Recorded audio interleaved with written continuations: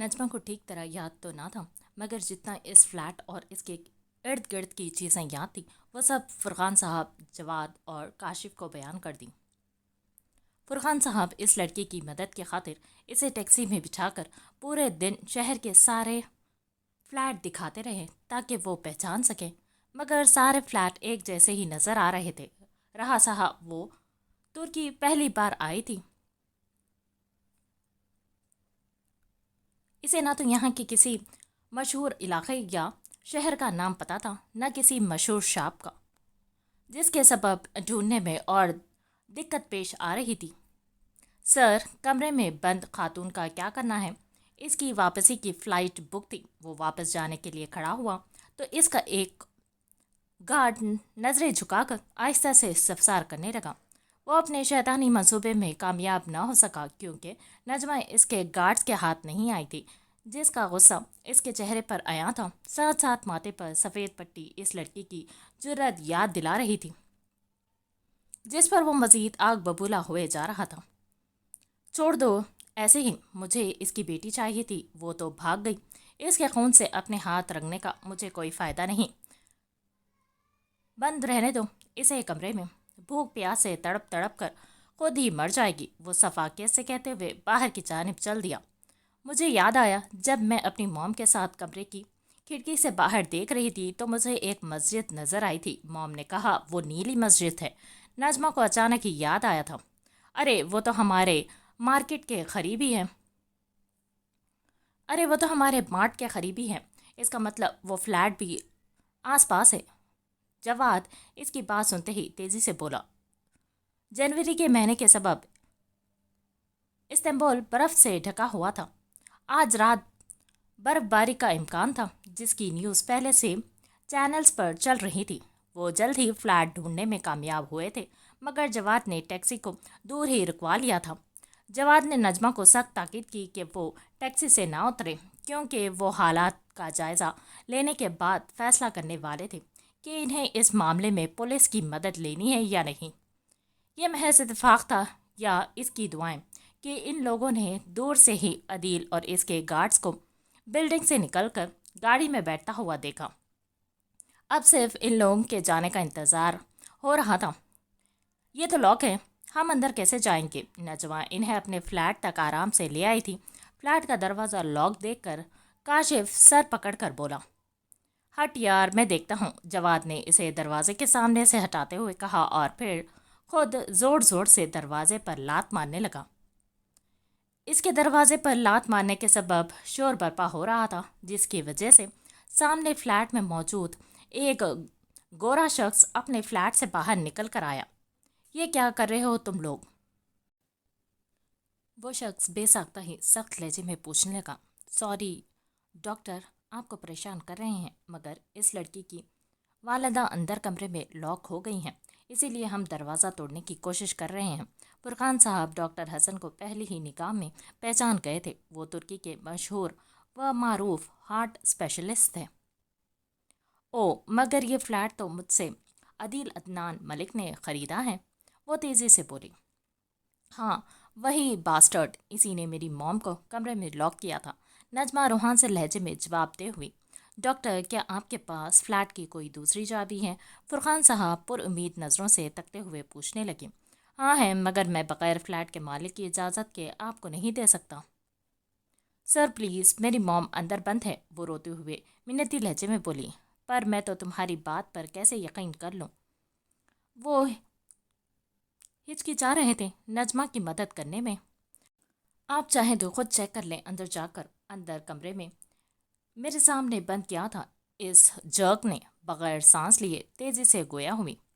اس کی آنکھوں کی سچائی ڈاکٹر حسن کو مجبور کر رہی تھی اپنے اصول توڑنے پر۔ اچھا ویٹ، وہ کہہ کر اپنے فلیٹ میں چلے گئے۔ ریلیکس، تمہاری موم ٹھیک ہوگی۔ اس کے چہرے پر ہوائیاں اڑ رہی تھی۔ ہر گزرتے لمحے کے ساتھ اس کا خوف بڑھ رہا تھا کہ خدا نخواستہ کوئی نقصان پہنچا کر نہ چلا گیا ہو وہ ظالم۔ یہ تو یقین تھا کہ وہ اندر ہے، کیونکہ عدیل کو تنہا جاتے دیکھا تھا اس نے۔ جواد اس کے کندھے پر ہاتھ رکھ کر تسلی دینے لگا۔ کبھی کبھار اپنوں سے زیادہ ضرورت کے وقت غیر کام آ جاتے ہیں۔ ملے ہوئے وقت ہی کتنا ہوا تھا ان لوگوں سے، مگر پھر بھی اپنے اپنے سے معلوم ہوئے اسے۔ موم موم، ڈاکٹر حسن کے فلیٹ کا دروازہ کھولتے ہی وہ اندر کی جانب بھاگی۔ کمرے کا دروازہ لاک تھا، جس کی چابی عدیل اپنے ساتھ ہی لے گیا تھا۔ نجمہ بے حواسی کے عالم میں زور زور سے دروازہ باہر سے پیٹتے ہوئے چیخنے لگی۔ ہٹو، میں کھولتا ہوں۔ ڈاکٹر حسن نے اسے ہٹا کر کمرے کا دروازہ کھولا۔ محترمہ عروسہ فرش پر بے ہوش پڑی تھی۔ موم، انہیں بے ہوش پڑا دیکھ کر وہ پاگلوں کی طرح چیختے ہوئے ان کی جانب بڑھی۔ پوری دنیا میں ماں کے علاوہ تھا ہی کون اس کا؟ اگر انہیں کچھ ہو جاتا تو یقیناً وہ تو جیتے جی مر جاتی، اس بھری دنیا میں تنہا رہ جاتی۔ بیٹا، میں ڈاکٹر ہوں، مجھے چیک کرنے دو، انہوں نے کہہ کر تیزی سے محترمہ عروسہ کو باہوں میں بھر کر بیڈ پر سیدھا لٹایا اور نبض چیک کرنے لگے۔ ڈاکٹر سب ٹھیک ہے نا؟ وہ ڈرتے ڈرتے سوالیہ انداز میں۔ انہیں ہاسپٹل میں ایڈمٹ کرنا پڑے گا، فکر مت کرو، ٹھیک ہو جائیں گی۔ وہ نبض چیک کرنے کے بعد فوراً ہی اپنے ٹراؤزر کی جیب سے سیل نکال کر ایمبولینس کو کال کرنے لگے۔ محترمہ عروسہ کو ہاسپٹل میں ایڈمٹ کر دیا گیا تھا۔ نجمہ انہی کے ساتھ تھی۔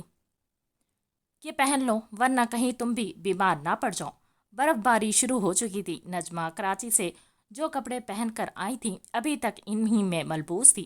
اگر وہ کیلیفورنیا جیسے ملک کی رہائشی نہ ہوتی تو غالباً اس کے لیے استنبول کی سردی برداشت کرنا بڑا مشکل ہوتا۔ کل کی نسبت آج سردی بہت زیادہ تھی۔ وہ روم سے باہر دوائیاں لینے نکلی تو جواد کے ساتھ میڈیکل تک جانے کے لیے کھڑا ہوا۔ وہ پوری کپکپا رہی تھی۔ یہ دیکھ تیزی سے اس خوبرو لڑکے نے اپنی موٹی و کالے رنگ کی جیکٹ اتاری اور اس کے قریب آیا۔ نجمہ اچانک اس کے قریب آنے پر چونک کر اس کے چہرے کی جانب دیکھنے لگی۔ اس کا یوں چونک کر دیکھنا مقابل کو بتا گیا تھا کہ وہ لڑکی اس سے ابھی ڈر رہی ہے۔ اس نے بڑی پیاری سی مسکان چہرے پر سجائے اپنے لمبے ہاتھوں کو اس کی پشت کی جانب لے جا کر پیچھے سے اس کے کندھوں پر جیکٹ اڑائی۔ شکریہ، کسی اجنبی سے اتنی مدد کی امید نہیں تھی اسے۔ وہ لڑکا جیسے احسان پر احسان کیے جا رہا تھا۔ وہ جیکٹ اڑا کر اس نازک صفت لڑکی کا حسین سراپا تکنے لگا۔ نجمہ نے اس کی نیم شہ رنگ آنکھوں میں دیکھتے ہوئے شکریہ ادا کیا اور پھر تیزی سے نظریں جھکا لیں، جس پر اس کے چہرے کی مسکان مزید گہری ہوئی۔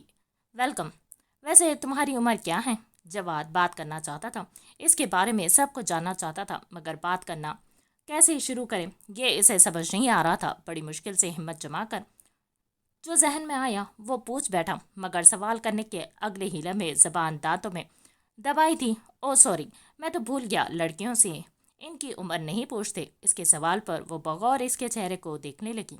اوف، اتنا سٹوپڈ کیوں ہوں میں؟ وہ جیسے خود ہی کو ملامت کر رہا تھا۔ اچھا، تمہارا کوئی بوائے فرینڈ تو نہیں ہے نا؟ وہ پہلے بھی ایک بار سوال پوچھ چکا تھا، جواب بھی اچھی طرح یاد تھا، مگر صرف 100% تصدیق اور کانوں کو بڑا بھلا لگتا ہے اس کا جواب سننا، اسی لیے پوچھ رہا تھا۔ نجمہ نے کوئی جواب نہ دیا۔ میڈیکل والے کو وہ پرچی دینے ہی لگی تھی کہ اس کے ہاتھ سے جواد نے پرچی پھرتی سے جھپٹ لی۔ میں لے لیتا ہوں۔ نہیں، اس کی ضرورت نہیں، پیسے ہیں میرے پاس۔ وہ کمزور سا احتجاج کرنے لگی۔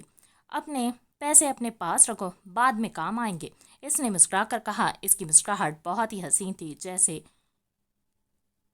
توانائی بخشتی ہو دیکھنے والوں کو۔ دیکھنے والے کا دن بن جائے، کچھ ایسا شام تھا اس خوبرو لڑکے کی مسکان میں۔ وہ منع نہیں کر سکی کیونکہ وہ خلوص سے دے رہا تھا۔ ٹھیک ہے، مگر اس کے بدلے میں تمہیں کھانا کھلانا چاہوں گی، نجمہ کے کہتے ہیں وہ مزید مسکرانے لگا۔ نیلی نیکی اور پوچھ پوچھ، ضرور، جب بولو گی، جہاں بولو گی، بندہ حاضر ہو جائے گا کھانا کھانے۔ وہ اپنا سیدھا ہاتھ دل کے مقام پر رکھتے ہوئے تبسم بھرے ہونٹوں کے ساتھ گویا ہوا، مانا وہ شکرانے کے طور پر دعوت دے رہی تھی، مگر جواد کے لیے یہی بہت تھا کہ ایک بار ملاقات کا پھر موقع ملے گا۔ ویسے میری عمر 19 سال ہے، کچھ لوگ بڑی جلدی دل میں گھر کر لیتے ہیں، وہ بھی کچھ ایسا ہی بندہ تھا۔ نجمہ اس کے لیے اپنے دل میں کوئی خوف نہیں پا رہی تھی۔ وہ خاموشی سے چلتے ہوئے واپس روم کے پاس پہنچ گئے تھے۔ ابھی وہ کمرے کی جانب ایک قدم بڑھا ہی تھی کہ دل میں ایک خیال کے آ جانے پر اس کی جانب مڑی اور دھیرے سے اس کے کچھ دیر پہلے کیے ہوئے سوال کا جواب دیا۔ ارے واہ، میں 20، تم مجھ سے 1 سال چھوٹی ہوں، اس کا مطلب تمہیں میری عزت کرنی چاہیے، وہ چھیڑتے ہوئے بولا۔ ٹھیک ہے، آج سے جواد بھائی کہا کروں گی، نجمہ کے معصومیت سے جواب دیتے ہی کاشف کا ٹھٹ بلند ہوا تھا، جبکہ جواد بیچارہ صدمے سے سامنے کھڑی لڑکی کو دیکھنے لگا جس نے ایک لمحہ نہ لگایا تھا اسے بھائی بلانے میں۔ نہیں، کوئی ضرورت نہیں، 1 سال بڑا کوئی بڑا نہیں ہوتا، ہم عمر ہیں، اتنی جلدی تو پاکستان سیاسی لیڈر بھی بیان نہیں بدلتے جتنی جلدی وہ بدل گیا تھا۔ نجمہ اسے کنفیوز نگاہوں سے تکنے لگی۔ اب سمجھ آ گیا، اتنی خوبصورت ہونے کے باوجود اس کا کوئی بوائے فرینڈ کیوں نہیں؟ یقیناً سب کو بھائی بنا لیتی ہوگی۔ جواد تو بال بال بچا، پہاڑ میں جائے ایسی عزت جو بھائی کا مقام دلائے۔ وہ منہ ہی منہ میں بڑبڑاتے ہوئے اپنے دل کے مقام پر ہاتھ رکھ کر ہلکے ہلکے تھپکنے لگا، جسے اپنے دل کو تسلی دے رہا ہو کہ سب ٹھیک ہے۔ کچھ کہا تم نے؟ نجمہ کو محسوس ہوا جیسے وہ کچھ بول رہا ہو۔ نہیں، تم اندر جاؤ، وہ نفی میں سر ہلاتے ہوئے۔ اب کیسا محسوس کر رہی ہیں آپ؟ محترمہ عروسہ کو ہوش میں آیا تو ان کے سامنے سب سے پہلے ڈاکٹر حسن کا چہرہ تھا۔ وہ نہایت نرمی سے ان کی طبیعت کے متعلق استفسار کر رہے تھے۔ میں کہاں ہوں اور میری بیٹی؟ پہلے تو ذہن نے کام ہی نہ کیا، مگر چند ثانیوں کے بعد وہ گھبرا کر اٹھتے ہوئے استفسار کرنے لگی۔ سب ٹھیک ہے، آپ کی بیٹی باہر بیٹھی ہوئی ہے، میں ڈاکٹر حسن، مجھے بتائیں اب آپ کیسا محسوس کر رہی ہیں؟ ڈاکٹر حسن کے اشارے کرتے ہی نرس نے انہیں پکڑ کر واپس بیڈ پر لٹا دیا، پھر وہ تحمل سے ان کا چیک اپ کرنے لگے۔ آپ کے ہسبینڈ وہ کہاں ہیں؟ انہوں نے اچانک ہی ایک ابرو جھکا کر استفسار کیا۔ نرس اس غیر ضروری سوال پر ڈاکٹر حسن کو تعجب سے دیکھنے لگی۔ ان کا انتقال ہو چکا ہے، محترمہ عروسہ دکھ بھرے لہجے میں بولی۔ کتنے وقت سے آپ اپنی بیٹی کو اکیلا سنبھال رہی ہیں؟ پھر ایک غیر ضروری سوال، جب سے وہ پیدا ہوئی ہے، میری بیٹی کے پیدا ہونے سے پہلے ہی ان کا انتقال ہو گیا تھا، وہ افسردگی سے گویا ہوئی۔ انہیں دکھ ہمیشہ ستاتا کہ نجمہ نے کبھی اپنے والد کو نہیں دیکھا، نہ ان کی شفقت و محبت پا سکی۔ بہت محرومیوں میں گزاری تھی اس لڑکی نے زندگی۔ کہنا بہت آسان ہے کہ باپ نہیں ہے، جس پر گزرتی ہے وہی جانتا ہے کہ باپ نہیں ہونا کیا ہوتا ہے۔ اس جملے میں درد ہے، مگر یہ ہر کوئی محسوس نہیں کر سکتا۔ ہم صرف وہی درد و تکلیف محسوس کر سکتے ہیں دوسروں کی جو خود پر گزری ہوں، جس پر نہیں گزری وہ کیا جانے۔ باپ نہ ہو تو پوری دنیا روٹھی ہوئی معلوم ہوتی ہے، باپ ہے تو دنیا کا ہر کھلونا اپنا ہے۔ جب ماں کے سینے سے لگ کر بھی سکون میسر نہ آئے تو بس پھر دنیا میں واحد باپ کا سینہ ہوتا ہے جو ہماری ہر تکلیف و غم کو اپنے اندر سمو کر کمر سہلاتے ہوئے نرمی سے کہتا ہے، سب ٹھیک ہو جائے گا، فکر نہ کرو، ابھی تمہارا باپ زندہ ہے۔ مگر یہ جملہ اس لڑکی کے مقدر میں نہ آ سکے۔ وہ آج اپنا جائز حق چھوڑ کر بھاگ آئی ہے، صرف اس لیے کیونکہ تھک چکی ہے۔ آسان نہیں ہوتا اس شخص سے لڑنا کہ جس کی جیت آپ کی ہار ہو اور جس کی ہار بھی آپ کی ہار ہو۔ اوہ، اللہ ان کی مغفرت فرمائے۔ وہ دعاؤں کلمات ادا کرنے کے بعد خاموش ہو گئے۔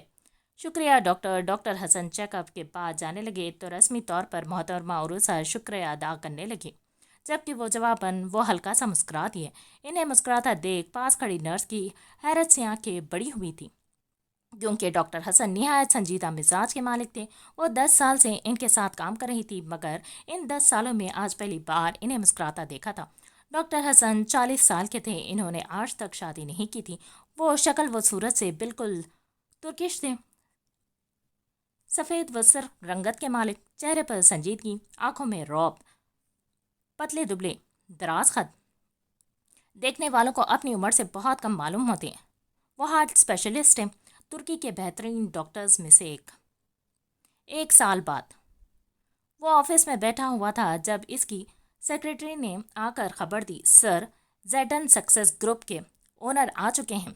گڈ، انہیں میٹنگ روم میں بٹھاؤ، میں آتا ہوں، وہ بے تاثر لہجے میں کہتے ہوئے اپنی چیئر سے کھڑا ہوا۔ زیڈن سکسیس گروپ امریکہ کی ان واحد کمپنیوں میں سے ایک تھا جس نے بہت کم عرصے میں اپنا نام بنایا تھا۔ دیگر پاکستانی کمپنیز کی طرح موہب نے بھی ان کے ساتھ ہاتھ ملانے میں انٹرسٹ شو کیا تھا، کیونکہ جتنے کم وقت میں اس کمپنی نے اپنا लोहा मनवाया था वो वाकई अपनी मिसाल आप था। मुहिब कैलिफोर्निया में था, जहां इसकी कंपनी का प्रोजेक्ट मुकम्मल होने के मराहल तय करते करते अचानक कुछ मुश्किलात का शिकार हो गया था। वो अभी ये गुत्थी सुलझा रहा था कि ये मुश्किलात कुदरती हैं या कोई दानिस्ता तौर पर इसके प्रोजेक्ट को नुकसान पहुंचाने की कोशिश कर रहा है। Hello, nice to meet you mister Mohib अजलाल Malik.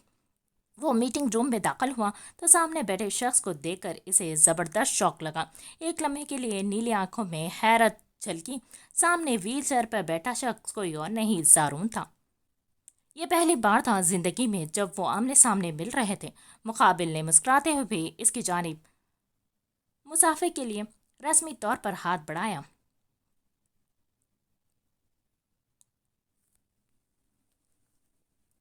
मुहिब को यकीन करने में कुछ लम्हे लगे कि जेड एन सक्सेस ग्रुप का ओनर जारून है। वो व्हील चेयर पर बैठा लड़का नजमा से जितना इसने मुहिब के बारे में सुन रखा था, इसे लगता था जब वो इससे मिलेगा तो इसके सर पर दो सींग तो ज़रूर होंगे।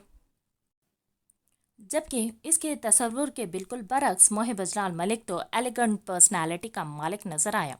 इसकी निगाहें बहुत शार्प मालूम हो रही थी मुकाबिल को, मगर फिर भी वो निहायत मुतमईन अंदाज में चेहरे पर मुस्कुराहट सजाए बैठा था। मैं यहाँ तुमसे मीटिंग करने नहीं आया। मोहिब अपने पुरवकार अंदाज से मुकाबिल के सामने वाली चेयर पर बैठा। इसके बैठते ही साइमा ने प्रोजेक्ट की फाइल जारून के आगे बढ़ाई, जिसे हाथ बढ़ा कर लेने की जहमत किए बगैर वो मुहिब की शार्प निगाहों को बगौर देखते हुए बोला। तो फिर वो वाकिफ था इसकी यूं आमद की दूसरी वजह क्या हो सकती है, मगर फिर भी इसे बोलने का मौका दिया। तुम वाकिफ हो अच्छी तरह, इसीलिए ये अदाकारी ना करो कि तुम्हें नहीं पता। जारों के चेहरे पर सख्ती आ गई थी। मुकाबिल को यूं दानिस्ता तौर पर अनजान बनता देख। तो क्या चाहते हो मुझसे? वो टू द पॉइंट बात करने का आदी था। जारून की आंखों में आंखें डाल अपने भरम वाले अंदाज में पूछा।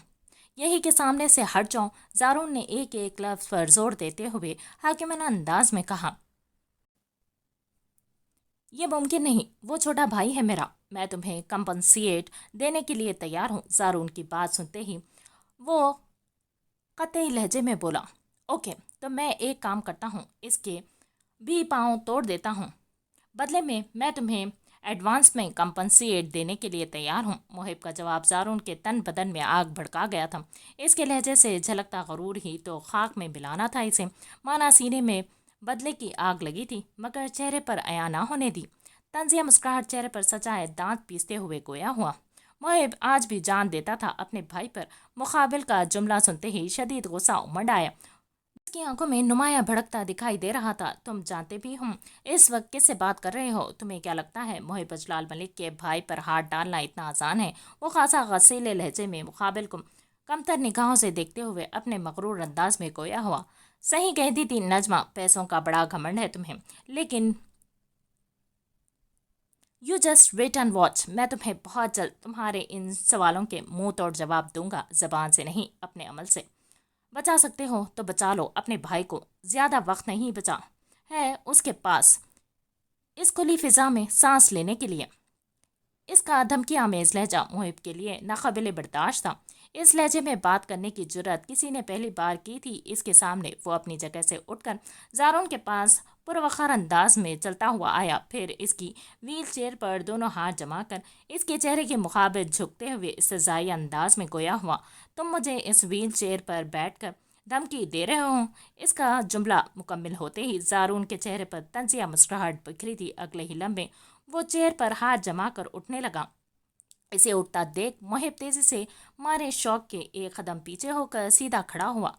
मुहिब की हैरत की इंतहा ना रही जारून को अपने सामने पैरों पर खड़ा होता देख। खत बराबर ही है हमारा, बस दौलत का कुछ फासला है।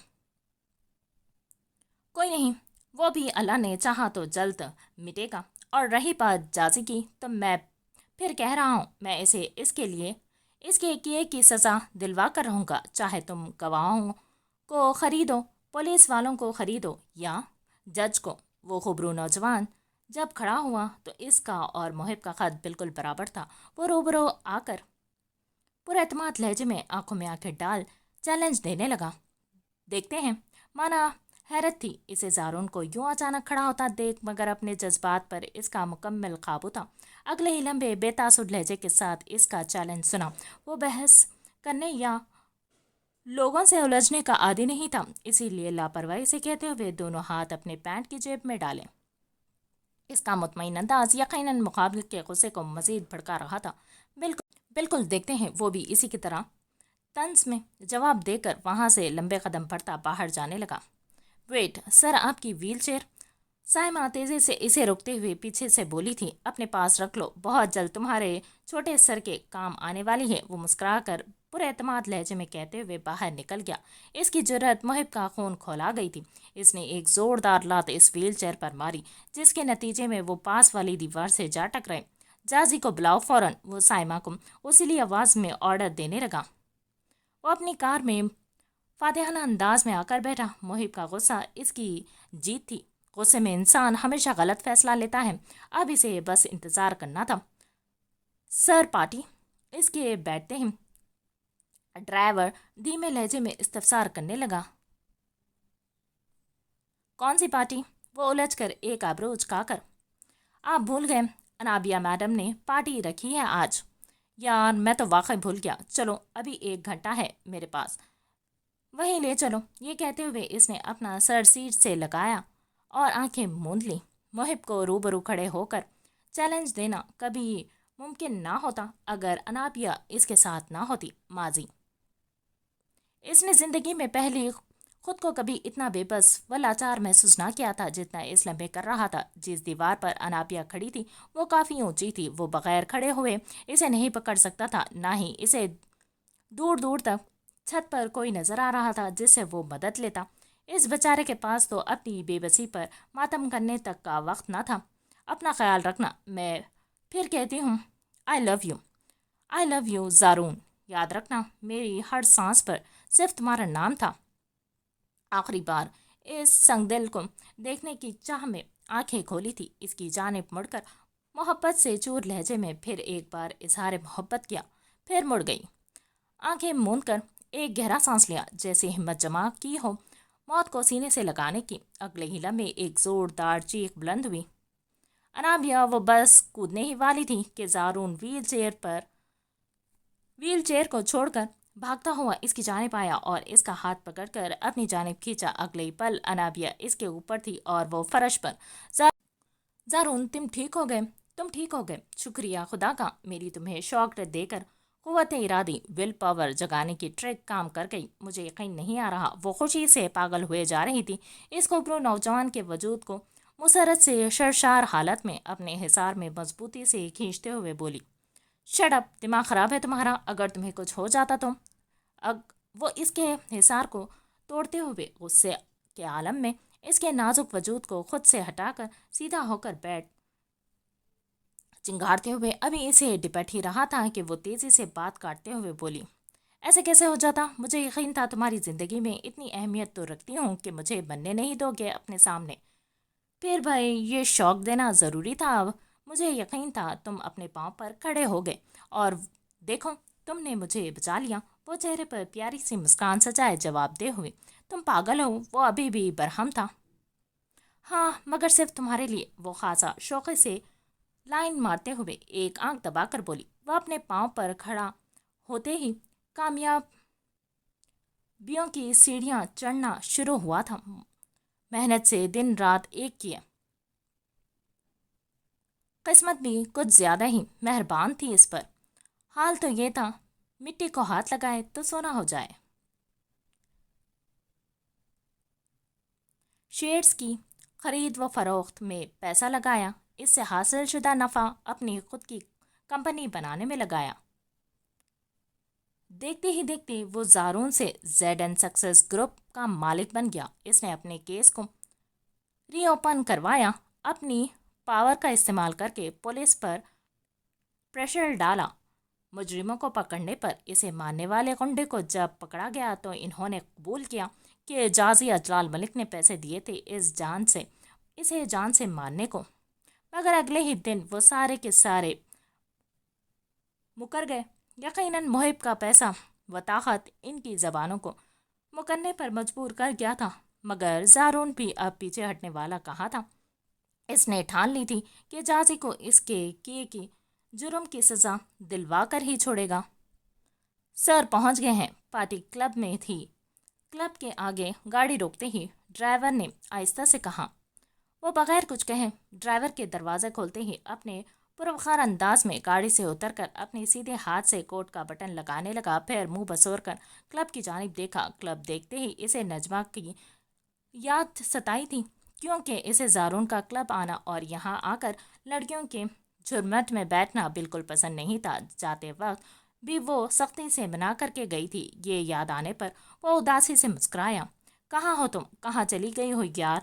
वो लड़की ऐसी गायब हुई कि फिर किसी को मिली ही नहीं। इसे आज भी जारून पागलों की तरह ढूंढ रहा था। अपने पाँव पर खड़ा हो जाने के बाद सबसे पहले इसने नजमा से राब्ता करने की कोशिश की। तब इसका सेल स्विच ऑफ आने लगा। मुहिब को अनाइजा बेगम ने कॉल की थी, तो इसकी सेक्रेटरी ने कॉल रिसीव की और बताया कि नजमा अपनी वालिदा के साथ कहीं चली गई है, जिसकी इतला जाते वक्त इसने किसी को नहीं दी। कुछ दिनों कबल वह इस्तांबुल के एक रेस्टोरेंट में बैठा खाना खा रहा था कि इसकी नज़र अचानक दीवार पर लगे डिज़ाइनिंग शीशे पर गई थी। इसमें नजमा का अक्स देखा। वो बेयकीनी से खड़ा होकर मुड़ा, मगर वहाँ कोई मौजूद ना था। इसके बावजूद वो अपने क्लाइंट छोड़कर इसे ढूंढने के लिए भागा। बहुत ढूंढा मगर वो ना मिली। शायद आंखों को धोखा हुआ था। अजब बात यह है कि चाहता है कि ये हसीन धोखा बार बार हो। क्या खबर किसी रोज़ ये धोखा हकीकत से हमकिनार कर दे। मगर हाय रे किस्मत, ऐसा होता ही नहीं। इसने क्लब के बाहर खड़े एक गहरा सांस हवा में खारिज किया और मसनूई मुस्कान चेहरे पर सजाए क्लब में दाखिल हुआ। क्लब में दाखिल होते ही इसका खून खौल उठा। वो हसीन सुनहरी गुड़िया लाल रंग की टी शर्ट जो इसके जिस्म को छिपाने के लिए नाकाफ़ी थी, इस पर ब्लैक कोट, वो पैंट जेबतन की एक लड़के के साथ नाचने में मगन थी।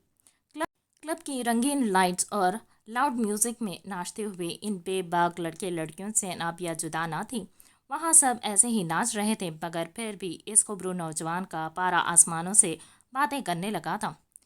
क्या कर रहे हो? वो डांस करते करते अभी अपनी बाहें अपने साथ नाचते लड़के के कंधे पर डालने ही लगी थी कि इसका हाथ अनजाने गिरफ्त में मजबूती से खींचा। वो हक्का बग्गा निगाहों से जारून को देखने लगी, जो इसे डांस फ्लोर से खींचता हुआ एक साइड में लाकर खड़ा कर चुका था। इसका यूं अचानक आकर इसके दोस्तों के बीच से निकाल कर लाना अनाबिया को सख्त नागवार गुजरा। वो खासा झुंझलाते हुए अपना बाजू छुड़वाने लगी, मगर मुकाबिल कोई इरादा ना रखता था इसका बाजू छोड़ने का। तुम्हें कपड़े पहनना नहीं आते? क्या तुम्हारे बाप के पास पैसे ख़त्म हो गए हैं? ज़ोरदार म्यूज़िक चलने के बावजूद वो इसकी धाड़ सुन सकती थी। इसकी आंखों से शोले निकलते मालूम हुए अनाबिया को। ये फैशन है, तुम्हें क्या पता? वो खासा चिढ़ कर बोली। भाड़ में जाए ऐसा फैशन। वो दांत पीसते हुए इसके कोट के बटन लगाने की नीयत से इसके कोट को देखने लगा, जिसमें बटन थे ही नहीं। ये देख वो मज़ीद आग बबूला हुआ। ये पहनो। इसके कोट में बटन ना पाकर अपना कोट उतार कर इसे पहनाने लगा, जिस पर मुखालिफ बुरी तरह चिढ़कर इसका हाथ रोकने लगी। हो क्या गया है तुम्हें? इतने पॉजिटिव क्यों हो रहे हो? तुम्हारी बीवी या गर्लफ्रेंड नहीं हूँ मैं। वो खासा जताते हुए बोली, जैसे याद दहानी करा रही हूँ कि मुकाबिल की इज्जत का कोई लेन देन नहीं है इसके कपड़ों से। वो खुद मुख्तार है अपनी ज़िंदगी में और अपने हर फैसले में। मगर दोस्त तो हो। वो तेज़ी से बोला, दोस्तों को मैं ये इख्तियार नहीं देती कि वो मेरे लिबास पर एतराज़ करे। ओके मिस्टर जारून, आप प्लीज़ एक्सक्यूज़ मी, मेरा फ्रेंड मेरा इंतज़ार कर रहा है। वो सर्द महरी से कहकर मुकाबिल की आंखों के गुस्से को मुकम्मल इग्नोर करते हुए अपना बाजू इसकी क़ैद से आज़ाद करा के अभी अकड़ कर एक कदम भी ना चली थी कि मुकाबिल ने इसके बाजू को इस बार और सख्ती से पकड़कर अपनी जानिब खींचा, जिसके नतीजे में अगले ही लम्हे वो इसके कुशादा सीने से आ लगी थी। वो खुद को संभाल कर तेजी से दूर हटने ही लगी थी कि मुकाबिल ने झुककर इसे बोरी की तरह उठाकर कंधे पर डाल लिया। ये क्या हरकत है? जारून, छोड़ मुझे।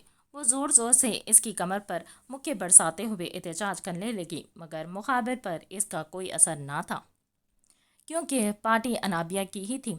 اسی لیے سب حیرت سے زارون کو اسے لے جاتا دیکھنے لگے۔ میں خود ڈرائیو کروں گا، اس نے گاڑی کا گیٹ کھولتے ہی ڈرائیور سے سختی سے کہا۔ Okay sir. ڈرائیور یہ سنتے ہی اسبات میں سر ہلا کر دور ہٹ کر کھڑا ہو گیا۔ زارون اس نے غصے سے ڈرائیور کے برابر والی سیٹ پر پٹکا جس پر وہ غراتے ہوئے اسے کھا جانے والی نگاہوں سے دیکھنے لگی۔ چپ رہو، غصیلی آواز میں کہہ کر دروازہ زور سے بند کیا جیسے بے جان گیٹ پر سارا غصہ نکالا ہو۔ وہ پورے راستے منہ پھلائے بیٹھی رہی۔ زارون نے بھی کچھ نہ کیا۔ اترو۔ گاڑی انابیہ کے گھر کے مین دروازے پر رو کر سختی سے حکم صادر کیا۔ سنائی نہیں دیتا؟ اترو۔ وہ خاموشی سے منہ پھلائے بیٹھی ہی رہی جیسے سنا ہی نہ ہو۔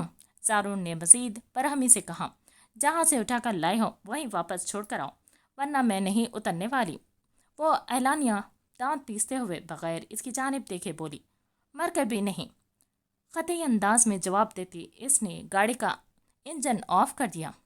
تمہارا پرابلم پتہ ہے کیا ہے؟ تم دوستی کی حدود نہیں جانتے۔ بہت دیر تک ماحول پر خاموشی طاری رہی۔ مزید اپنا غصہ اب انابیہ کے لیے کنٹرول کرنا مشکل ہو رہا تھا۔ اس خوبرو نوجوان کی جانب رخ کر کے غصے سے بولی، ہاں نہیں جانتا اور نہ ہی جاننے میں انٹرسٹڈ ہوں۔ مجھے صرف اتنا پتہ ہے کہ تم اس طرح کے لباس میں باہر نہیں جا سکتی۔ میرے ڈیڈ نے کبھی مجھے میری مرضی کے کپڑے پہننے سے نہیں روکا، تو پھر تم کون ہوتے ہو؟ تو روکنا چاہیے تھا۔ نہیں روکا، اسی لیے آج ان کی ذمہ داری مجھے نبھانی پڑ رہی ہے۔ وہ برہم ہو کر جواب دہ ہوا۔ اب مجھے سمجھ آ گیا نجمہ تمہیں کیوں چھوڑ کر گئی۔ یقیناً انہی بے جاں پابندیوں کی وجہ سے۔ وہ غصے سے تلمبا کر بولتی ہوئی گاڑی سے اتر کر چلی گئی۔ اس کے جانے کے بعد وہ اسٹیئرنگ پر زور سے ہاتھ مار کر اپنا غصہ نکالنے لگا۔ وہ سونا چاہتا تھا مگر جب آنکھ بند کرتا اس بے باک لڑکی کا کسی اور مرد کے ساتھ ناشتا ہوا وجود آنکھوں کے سامنے آ جاتا جس پر اس کے تن بدن میں آگ بھڑکنے لگتی۔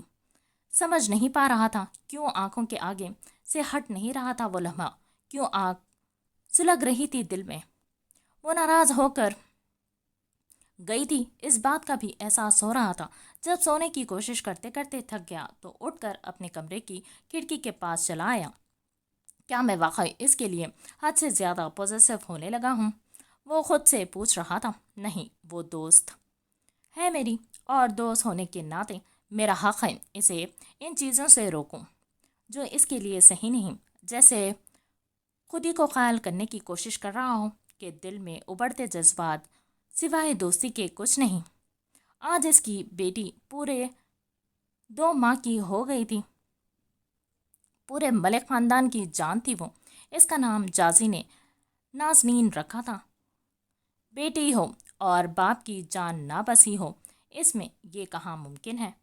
وہ جان وارتا اپنی شہزادی پر۔ ارے بہن، کہاں چلی جا رہی ہوں؟ فلیٹ کا کرایہ بھی دینا ہوتا ہے، کچھ خبر ہے یا نہیں؟ تم ماں بیٹی تو 3 مہینے کا کرایہ کھا کر بیٹھ گئی ہو۔ وہ دانستہ طور پر آج اوور ٹائم کر کے لیٹ گھر لوٹی تھی تاکہ مکان مالکن سے واسطہ نہ پڑے، مگر کیا خبر تھی وہ اس کے انتظار میں ابھی تک جاگ رہی ہوگی۔ زونی آنٹی، مجھے ابھی تک سیلری نہیں ملی ہے، جیسے ہی ملتی ہے میں سب سے پہلے آپ کے کرائے کی رقم ادا کروں گی، وہ لچکدار انداز میں بولی۔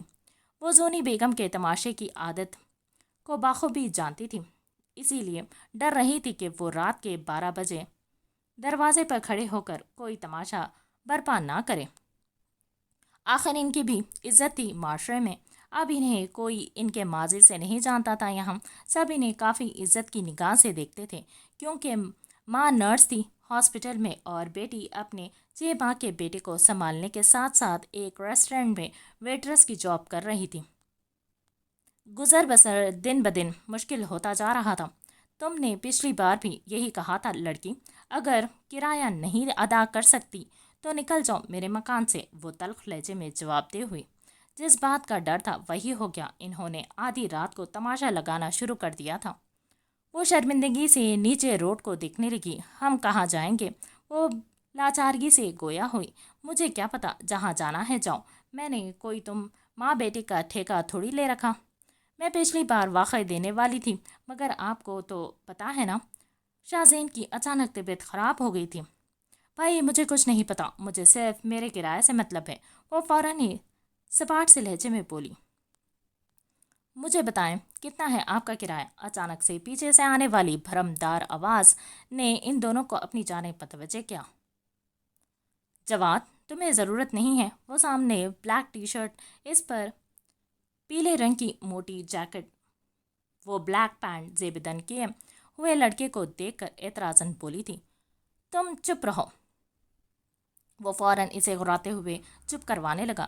جواد اور فرقان صاحب کے احسانات اس پر پڑتے ہی جا رہے تھے، جس کی وجہ سے وہ بہت شرمندگی محسوس کرتی۔ زونی بیگم کو تو صرف اپنے پیسے سے مطلب تھا، چاہے پھر کوئی بھی ادا کرے۔ وہ خوشی خوشی اپنے پیسے لے کر چل دی، جبکہ نجمہ سر جھکائے شرمندگی سے کھڑی ہو کر اس خوبصورت لڑکے کا ہر بار کی طرح شکریہ ادا کرنے لگی۔ شکریہ؟ اندر چل کر بات کر سکتے ہیں یا مجھے باہر سے بھگانے کا ارادہ ہے؟ وہ دونوں ہاتھ سینے پر فولڈ کر خفگی سے پوچھنے لگا۔ سوری، اس نے معذرت طلب کی اور پرس سے چابی نکال کر دروازہ کھولنے لگی۔ تم مجھے اپنی مدد کرنے سے کیوں روکتی ہو؟ کیا تم مجھے اپنا دوست نہیں سمجھتی؟ گھر میں داخل ہوتے ہی وہ خفگی سے استفسار کرنے لگا۔ ایسی بات نہیں ہے، دوستی میں برابری اچھی لگتی ہے، جبکہ یہاں تو ہر وقت تم ہی میری مدد کرتے رہتے ہو۔ وہ شرمندہ سی نظریں جھکائے جواب دے ہوئی۔ اوف! وہ اپنی عادت کے مطابق جھنجھلاتے ہوئے دونوں ہونٹوں کو گول کر کر اوف کی آواز نکالتا ہوا سامنے رکھے صوفے پر آ کر ٹک گیا۔ بس اس کا بیٹھنا تھا کہ اگلے ہی لمحے وہ اندر کی جانب دھنس چکا تھا۔ اچانک اندر کی جانب گرنے کے سبب وہ زور سے چیخا۔ چیخو مت، شاہزین اٹھ جائے گا۔ کبھی کبھار جواد اسے بالکل کوئی بچہ معلوم ہوتا، شرارتی سا۔ اتنا کوئی اسے لگی نہیں تھی جتنا وہ شور مچا رہا تھا۔ نجمہ نے بجلی کی پھرتی سے اس کے منہ پر ہاتھ رکھ کر آواز دباتے ہوئے اپنی بڑی بڑی آنکھوں کے ساتھ گھورتے ہوئے کہا۔ اسی لمحے وہ قریب آ گئی تھی، اتنے قریب کہ وہ اس کے وجود سے آتی دھیمی دھیمی وہ پیاری سی مہک کو محسوس کرنے لگا۔ وہ ایک دو ثانیے کے لیے محو ہو کر رہ گیا تھا۔ ہاتھ دو اپنا، میں باہر نکالتی ہوں تمہیں، وہ اس کی جانب اپنا ہاتھ بڑھاتے ہوئے بولی، جس پر ایک لمحے کی دیری کے بغیر وہ ہاتھ مضبوطی سے تھام گیا۔ تم اس کچرے کو کب تک سجا کر رکھنے والی ہوں؟ وہ باہر نکلتے ہی منہ بسور کر اس ٹوٹے صوفے کو دیکھتے ہوئے بولا، جس کی اوپری سطح بیٹھتے ہی نیچے کی جانب دھسی جاتی تھی اور بیٹھنے والا اگلے ہی لمحے صوفے کے اندر ہو جاتا تھا۔ تمہاری طرح میرے باپ کا ماٹ نہیں چل رہا، چادر ڈھک دوں تو عیب چھپ جاتا ہے اس کا، پھر گھر میں رکھنے کے لیے کچھ تو چاہیے نا، خالی خالی برا لگتا ہے۔ وہ زونی بیگم کا پھینکے جانے والا فرنیچر کا سامان اٹھا کر اپنے گھر لے آتی تھی۔ ٹوٹی ہوئی الماری پر پردہ لگا کر اسے قابل استعمال بنا لیا تھا، صوفے پر چادر بچھا کر اسے لاؤنج میں سجا دیا تھا، جگہ جگہ سے پھٹے قالین کو سفید چادر سے کور کر گھر کی زینت بننے کا موقع دیا تھا۔ اس طرح دیگر سامان میں بھی اس نے اپنی کارستانی کا مکمل مظاہرہ کیا تھا، اور یہ بڑا اچھا لگتا ہے کہ بیٹھتے ہی نیچے گر جاؤ۔ وہ منہ بگاڑ کر اعتراضاً بولا۔ تو مت بیٹھو، پاؤں میں جان نہیں ہے کیا؟ 5-10 منٹ کھڑے نہیں رہ سکتے؟ وہ خاصا چڑھتے ہوئے بول کر اندر جانے لگی۔ اب مجھے یوں اکیلا چھوڑ کر کہاں جا رہی ہوں؟ وہ روتو سا منہ بنا کر معصومیت سے گویا ہوا اپنی جان کو دیکھنے۔ شام سے دیکھا نہیں ہے میں نے اسے، وہ بیچارگی سے بولی تھی۔ جواد کو کبھی کبھار بہت ترس آتا تھا اس بیچاری پر، دن رات محنت کر کے اپنے بچے کی پرورش کر رہی تھی۔ نجمہ نے سب کو یہی بتایا تھا کہ اس کے شوہر کا انتقال ہو چکا ہے، وہ ایک بیوہ ہے۔ ویسے تو یہ حقیقت کے برخلاف تھا، یعنی جھوٹ، مگر اس کے لیے محب اسی دن مر گیا تھا جب اس نے میڈیا پر اپنی دوسری شادی کا اعلان کیا تھا۔ حال تو یہ تھا کہ اس ہرجائے کی صورت دیکھنا بھی گوارا نہ تھی اسے۔ او ماما کی جان! شاہزین کو دیکھتے ہی لگا جیسے سارے دن کی تھکان ہوا میں چھومنتر ہو گئی۔ وہ اپنی نانی سے لگ کر سو رہا تھا۔ نجمہ نے اس کے ننھے منھے وجود کو باہوں میں بھر کر چومنا شروع کر دیا تھا۔ ماما نے بہت مس کیا آپ کو۔ آپ نے کیا؟ وہ توتلی زبان میں اپنے سوتے ہوئے شہزادے سے بات کر رہی تھی۔ وہ نہیں جانتی کتنی کیوٹ لگ رہی تھی وہ جواد کو اس لمحے۔ یقیناً شاہزین کا باپ دنیا کا خوش قسمت آدمی ٹھہرا تھا اس کی نظر میں۔ محب اجلال ملک، اگر تم اس لمحے یہاں ہوتے تو کیا تمہیں پیار نہیں آتا اس پر؟ کیا تم اب بھی اس پر دولت کو ترجیح دیتے؟ نہ جانے کیوں وہ جب جب اپنے بیٹے کو دیکھتی محب کی یاد اس کے دل کو ستانے لگتی۔ اگلے ہی لمحے وہ اداسی سے مسکراتی۔ کیا ہوا؟ اس کے آتے ہی محترمہ عروسہ کی آنکھ کھل گئی تھی۔ وہ اٹھ کر بیٹھتے ہوئے استفسار کرنے لگی۔ کچھ نہیں، وہ کیا بتاتی کہ اس ہر جائے کی یاد آج بھی دل کو ستاتی ہے؟ روگ کی طرح لگا تھا وہ، اب تو شاید روح کے جسم سے جدا ہونے کے بعد ہی اس روگ نے مٹنا تھا۔ وہ شاہزین کو اس کی جگہ پر لٹا کر اسے اچھی طرح کمبل اڑانے لگی۔ ارے بیٹا، دروازے پر کیوں کھڑے ہم؟ آؤ اندر آ کر بیٹھ جاؤ نا۔ محترمہ عروسہ نے جب جواد کو دروازے پر کھڑا دیکھا تو تیزی سے اندر آنے کی دعوت دی، جس پر وہ مسکراتے ہوئے اندر آیا۔ شکریہ آنٹی، وہ وہیں سامنے رکھے صوفے پر بیٹھتے ہوئے شکریہ ادا کرنے لگا۔ اب تمہارے والد کی طبیعت کیسی ہے؟ اللہ کا شکر ہے، بہتر ہے، مگر پھر بھی میں انہیں کوئی کام نہیں کرنے دے رہا۔ ہاں بیٹا، بہت اچھا کر رہے ہو، ایسے ہی اپنے والد کی خدمت کرتے رہو۔ ماشاءاللہ، بہت اچھی پرورش کی ہے انہوں نے تمہاری۔ ان کے تعریفی کلمات سنتے ہی وہ جھیم گیا تھا۔ محترمہ عروسہ کو بہت پسند تھا وہ، یہی سبب تھا کہ وہ نجمہ پر بہت زور ڈال رہی تھی محب سے عدالت کے ذریعے خلا لینے پر۔ بس کرے مام، خواہ مخواہ پھول جائے گا یہ۔ نجمہ اسے جھیمتا ہوا دیکھ کر فوراً ہی منہ بسور کر اسے چھیڑنے کی نیت سے بولی تھی۔ آنٹی، کچھ لوگ جلتے ہیں مجھ سے، مجھے تو جلنے کی بدبو یہاں تک آ رہی ہے۔ وہ بھی جوابی کارروائی پر اترا۔ چھوٹی آنکھیں اس کے حسین سراپے پر ٹکائے زبان سے چڑھاتے ہوئے گویا ہوا، جلوں اور وہ بھی تم سے؟ ابھی اتنا برا وقت بھی نہیں آیا ہے مسز محب اجلال۔ وہ اکڑ کر ابھی منہ توڑ جواب دے رہی تھی کہ زبان پھسل گئی اور اپنا اصل نام اس کی زبان پر آ گیا، مگر بولتے بولتے یاد آ جانے پر اچانک رکی۔ میرا مطلب نجمہ عبد الرحمن ملک پر۔ اگلے ہی پل اداس لہجے میں اپنے جملے کی تصدیق کی۔ چلیں آپ لوگ آرام کریں، میں چلتا ہوں۔ تھوڑی دیر بات چیت کرنے کے بعد وہ صوفے سے اٹھتے ہوئے بولا، نجمہ باہر تک جاؤ، چھوڑ آؤ اسے۔ محترمہ عروسہ تیزی سے بولی تھی، خود ہی چلا جائے گا، بچہ تھوڑی ہے۔ وہ جواد کو منہ چڑھاتے ہوئے اپنی والدہ سے احتجاجاً بولی۔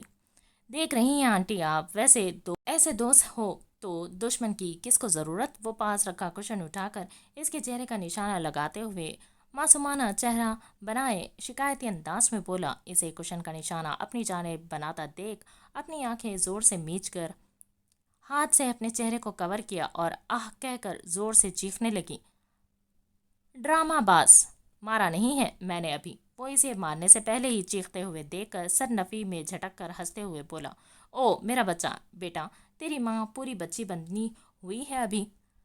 دیکھو تمہاری وجہ سے شاہزین کی نیند خراب ہو گئی، اب تم دونوں باہر جاؤ۔ نجمہ کے یوں چیخنے کے سبب شاہزین کی نیند خراب ہو گئی تھی۔ وہ زور زور سے رونے لگا، جس پر محترمہ عروسہ اسے گود میں لیتے ہوئے نجمہ کو ڈانٹنے لگی۔ سوری، لائے مجھے دیں، میں چپ کرواتی ہوں اسے۔ وہ شرمندگی سے کہتی ہوئی شاہزین کو گود میں لے کر کھڑے ہو کر ہاتھوں سے جھولا جھلاتے ہوئے چپ کروانے لگی۔ شاہزین بھی اپنی ماں کی گود میں آتے ہی چپ ہو گیا تھا۔ مجھے بھی دو یار۔ وہ خوبرو لڑکا نجمہ کے پاس چلتے ہوئے آیا اور اپنے دونوں ہاتھ آگے بڑھا کر شاہزین کو مانگنے لگا۔ وہ شاہزین سے ملنے کی نیت سے ہی آیا تھا، مگر زونی بیگم کو باہر تماشا مناتا دیکھ کر بول بیٹھا تھا۔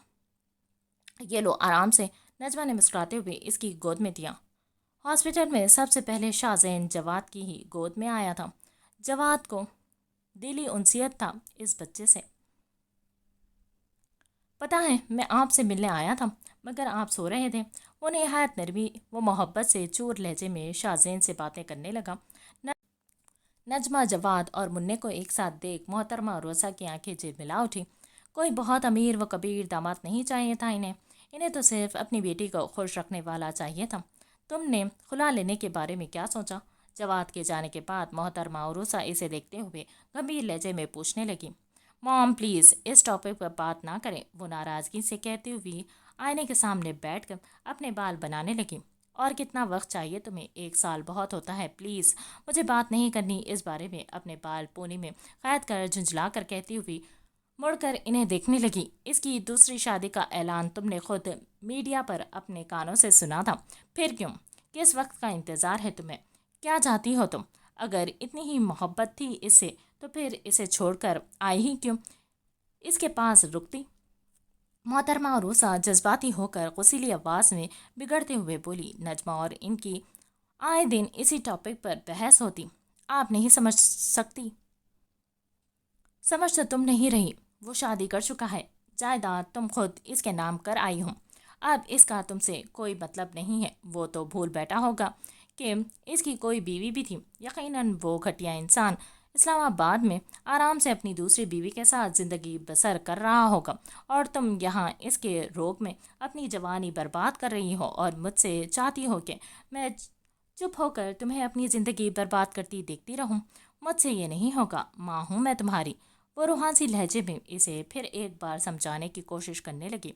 आपको बोझ लगने लगी हूँ क्या मैं अब, जब मुझे देखती हैं शुरू हो जाती हैं। ज़िंदगी में पता नहीं सुकून क्यों नहीं मिल रहा मुझे। वो झुंझला कर कहती हुई कमरे से बाहर निकल गई।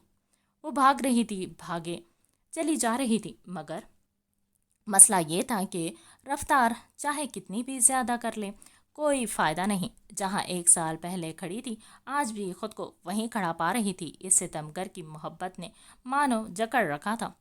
खुला, इसके लफ्ज़ से भी अब मुझे खौफ आता है। डर लगता है कि कहीं ऐसा ना हो कि यहाँ मैं खुला दायर करूँ और वहाँ तुम मुझे आज़ाद कर दो। मैं वो बदकिस्मत कैदी हूँ जो खुद रिहाई का तालिब नहीं। तुम तो भूल भी चुके होगे कि नजमा नाम की कोई औरत तुम्हारी ज़िंदगी में थी। यकीनन तो बहुत खुश हो गए। तुम्हारी मनपसंद औरत तुम्हारे पास जो है वो घर का दरवाज़ा खोलकर सीढ़ियों पर बैठकर गई थी। चांद की मध्यम रोशनी इसके हसीन चेहरे को मज़ीद पुरनूर कर रही थी। वो अफसुर्दगी से चांद को देखते हुए खुद से हम कलाम हुई। वो नहीं जानती क्यों, मगर दिल आज भी इस सितमगर के लिए तड़प रहा था। इसने धोखा दिया, जायदाद के लिए शादी की, मगर फिर भी दिल इससे खुला लेने के लिए राजी ना था। देख लो मोहे बजराल मलिक, तुमने हरा दिया, मुझे तोड़ दिया। इस वजिया मर्द के चेहरे का तस्वुर करते हुए रोते हुए बोली। वो यूं तनहा बैठकर अक्सर रोती। इसे यकीन था कि मोहिब अब पहले की तरह इस शादी को बरकरार रखने की कोशिश नहीं करेगा, क्योंकि इसे जो चाहिए था मिल चुका है। अब तो हाल ये होगा कि झूठे मुंह भी कहे तो वो सच में कर गुजरे। वो हर जाए ढा दे इस पर वो क़यामत जिससे वो भागने की कोशिश कर रही है, जिससे वो खौफजदा है। शाहज़ैन रो रहा है, इसे भूख लगी होगी। शाहज़ैन के रोने की आवाज़ कानों की समातों से टकराते ही तेज़ी से उठकर अंदर की जानिब चल दी। किराए का मकान क्या था? एक छोटा सा घर था जिसमें एक कमरा और एक लाउंज, लाउंज में ही ओपन किचन। कभी दिल घबराता तो यूं ही आकर दरवाज़ा खोलकर सीढ़ियां पर बैठ जाती और तब तक बैठी रहती जब तक इसके नन्हे शहजादे के रोने की आवाज़ कानों की समातों से ना टकराती। वो अपने दोस्त की शादी में आया हुआ था। वहाँ गाने चल रहे थे। दुल्हन दुल्हा की खूबसूरत एंट्री के सबब हॉल की लाइट्स ऑफ कर दी गई थी। इस पूरे अंधेरे में एक सफ़ेद लाइट इस कपल को हाईलाइट कर रही थी। अचानक अचानक चलने वाले एक गाने ने इसकी तवज्जो अपनी जानिब खुद मबजूल की। दर्द जुदाई मेरे दिल विच भर दिया, तीखी तीखी नजरों ने जादू का असर कर दिया। ये जुमला कानों की समातों से क्या टकराए लगा इसका हसीन तीखी नजरों से तकता हुआ सरापा आंखों के सामने आ गया हो। थोड़ा थोड़ा हंसकर कहर कैसा ढा दिया। मोहिब को लगा वो गाना नहीं, दिल की तर्जुमानी हो। इसका वो सेक्सी डांस आंखों के आगे फिल्म की तरह चल रहा था। इसकी अदाओं ने दीवाना मुझे कर दिया। दिल गया ले गया सनम, तुझे देखा सांसें मुझे आती अब कम, धड़कनें रुक गई है निकले न दम। आंखें सुर्ख होने लगी, दिमाग की रगें मानो फट रही हों। कितना ढूंढा इसे। दुख सबसे बड़ा ये था कि जालिमा शर्मिंदगी वो पछतावे की आग में जलने के छोड़ गई थी। झूठ नहीं था, हर लम्हे मौत महसूस होती इसे, जैसे मर रहा हो, मगर दम था कि अटक गया था इस हसीन दिलरुबा में। कहाँ जा रहे हो? पीछे से इसके दोस्त ने आवाज़ दी, मगर वो अपने गम में सरशार जूस वापस टेबल पर पटक कर बाहर चल दिया था। वो हॉस्पिटल से थकी हारी घर पहुंचती तो इन्हें लेटर मौसूल हुआ। या मेरे खुदा, हमारा ویزا ختم ہونے والا ہے۔ میری بچی پہلے ہی کم پریشان رہتی ہے، اسے دیکھ کر مزید ہو جائے گی۔ ایک کام کرتی ہوں، ڈاکٹر صاحب سے بات کرتی ہوں۔ پچھلی بار بھی انہوں نے ہی مدد کی تھی اس معاملے میں، ورنہ اس ظالم عدیل نے تو ہمیں در بدر کرنے میں کوئی قصر نہیں چھوڑی تھی۔ محترمہ عروسہ نجمہ کو بتائے بغیر ہی وہ لیٹر لے کر ڈاکٹر حسن سے مدد لینے ان کے گھر چل دی۔ ڈاکٹر حسن ایک نیک شخص تھے، انہوں نے بہت مدد کی تھی محترمہ عروسہ کی۔ انہیں اپنے ہاسپٹل میں نرس کی نوکری دی، جبکہ ان کے پاس اس کا کام کا کوئی تجربہ نہ تھا۔ آج جنوری کی پہلی تاریخ تھی، ہر طرف سرد ہوائیں کا راج تھا۔ محکمہ موسمیات کے مطابق آج برف باری ہونے کا امکان تھا۔ دروازہ نوک ہونے کے 2 سے 3 منٹ بعد ڈاکٹر حسن نے دروازہ کھولا۔ السلام علیکم رحمۃ اللہ وبرکاتہ۔ انہیں دیکھتے ہی محترمہ عروسہ نے مسکراتے ہوئے سلام کیا۔ وعلیکم السلام۔ آپ؟ تھوڑی حیرانی تھی ان کے لہجے میں۔ جی، وہ انہیں مدد مانگنے میں شرم محسوس ہو رہی تھی، اسی لیے بغیر کچھ کہے وہ لیٹر ان کے ہاتھ میں پکڑا دیا۔ آئے، اندر آئیں۔ وہ لیٹر دیکھتے ہی انہوں نے راستہ چھوڑا اور اندر آنے کی دعوت دی۔ شکریہ ڈاکٹر۔ وہ اپنا موٹا کوٹ رسمی انداز میں اتار کر دیوار پر لگے ہینگر پر ٹنگاتے ہوئے اندر داخل ہوئی۔ بیٹھے، میں کچھ کھانے پینے کے لیے لاتا ہوں۔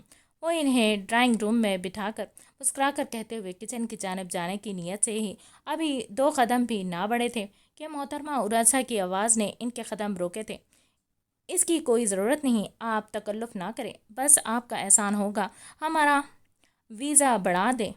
میں آپ کے ہاسپٹل کی ورکر ہوں، کیا آپ میرا 5-6 سال کا ویزا نہیں لگوا سکتے؟ مجھے یوں بار بار آپ سے اس معاملے میں مدد لینے آنا شرمندہ کرتا ہے۔ ان کا انداز منتی تھا، وہ خاصا شرمندگی سے نظریں جھکائے بول رہی تھی۔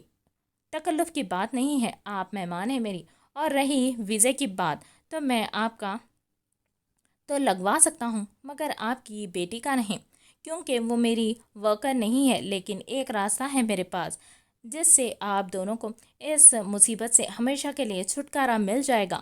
وہ ان کی جانب مڑ کر سنجیدگی سے دیکھتے ہوئے گویا ہوئے۔ کون سا راستہ؟ وہ تجسس کے سبب تیزی سے استفسار کرنے لگی۔ ان کے چہرے سے معصومیت جھلکتی تھی، وہ کہیں سے بھی دیکھنے والوں کو ایک 20 سال جوان لڑکی کی ماں نہ لگتی، بلکہ اس کی بہن معلوم ہوتی۔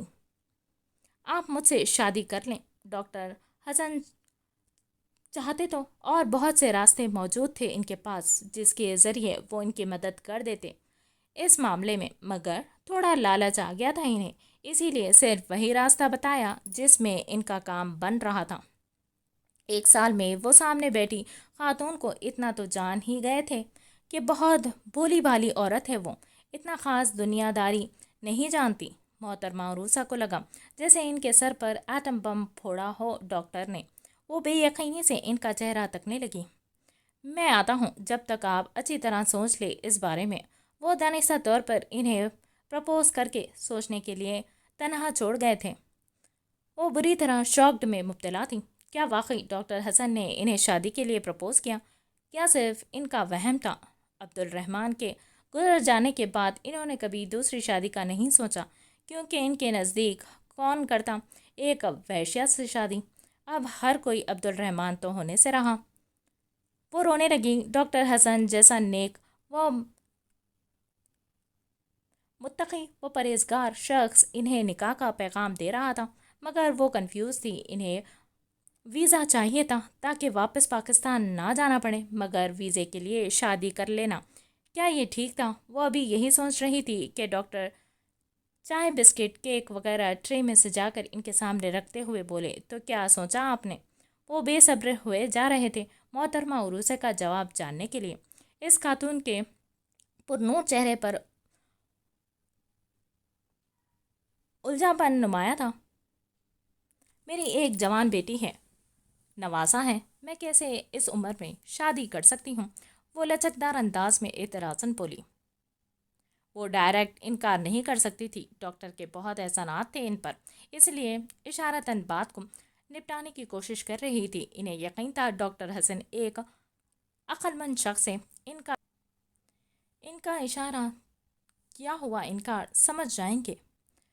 کہاں لکھا ہے کہ ایک جوان بیٹی کی ماں شادی نہیں کر سکتی؟ وہ اس اعتراض کو بالکل خاطر میں نہ لائے، مگر آپ کے اور ہمارے اسٹیٹس میں زمین آسمان کا فرق ہے۔ وہ پھر ایک اعتراض ظاہر کرنے لگی، پھر ایک بار مفاہمانہ انداز میں انکار کیا۔ مجھے پرواہ نہیں، آپ کو لگتا ہے مجھے دیکھ کر کہ میں اسٹیٹس کانشیس ہوں؟ وہ اس اعتراض کو بھی مکمل نظر انداز کر گئے تھے۔ لوگ کیا کہیں گے کہ نواسا نواسی کی عمر میں شادی کر لی، اور پھر میری بیٹی، اسے کتنی شرمندگی ہوگی۔ وہ تیسری بار انکار کرنے کے لیے ابھی وہ اپنا موقف بیان کر رہی تھی کہ مقابل تیزی سے بات کاٹتے ہوئے بولا، لوگوں کی پرواہ نہیں ہے مجھے، اور ہم کوئی گناہ نہیں کر رہے جو آپ کی بیٹی شرمندہ ہو۔ نکاح ایک مقدس سنت ہے اور انسانی ضرورت بھی۔ ڈاکٹر حسن تو جیسے ٹھان کر بیٹھے ہو، شادی کروں گا تو عروسہ سے ہی کروں گا، ورنہ نہیں۔ میں ایک ناچنے والی تھی ماضی میں، کیا اب بھی کرنا چاہیں گے مجھ سے شادی؟ انہیں غصہ آ گیا تھا۔ وہ اشارتاً بار بار انکار کر رہی تھی، مگر مقابل سمجھنے کے لیے تیار ہی نہ تھا۔ ہاں، دو بدو جواب آیا، وہ بھی نہایت مطمئن انداز میں۔ وہ حیران ہو کر ان کا چہرہ دیکھنے لگی۔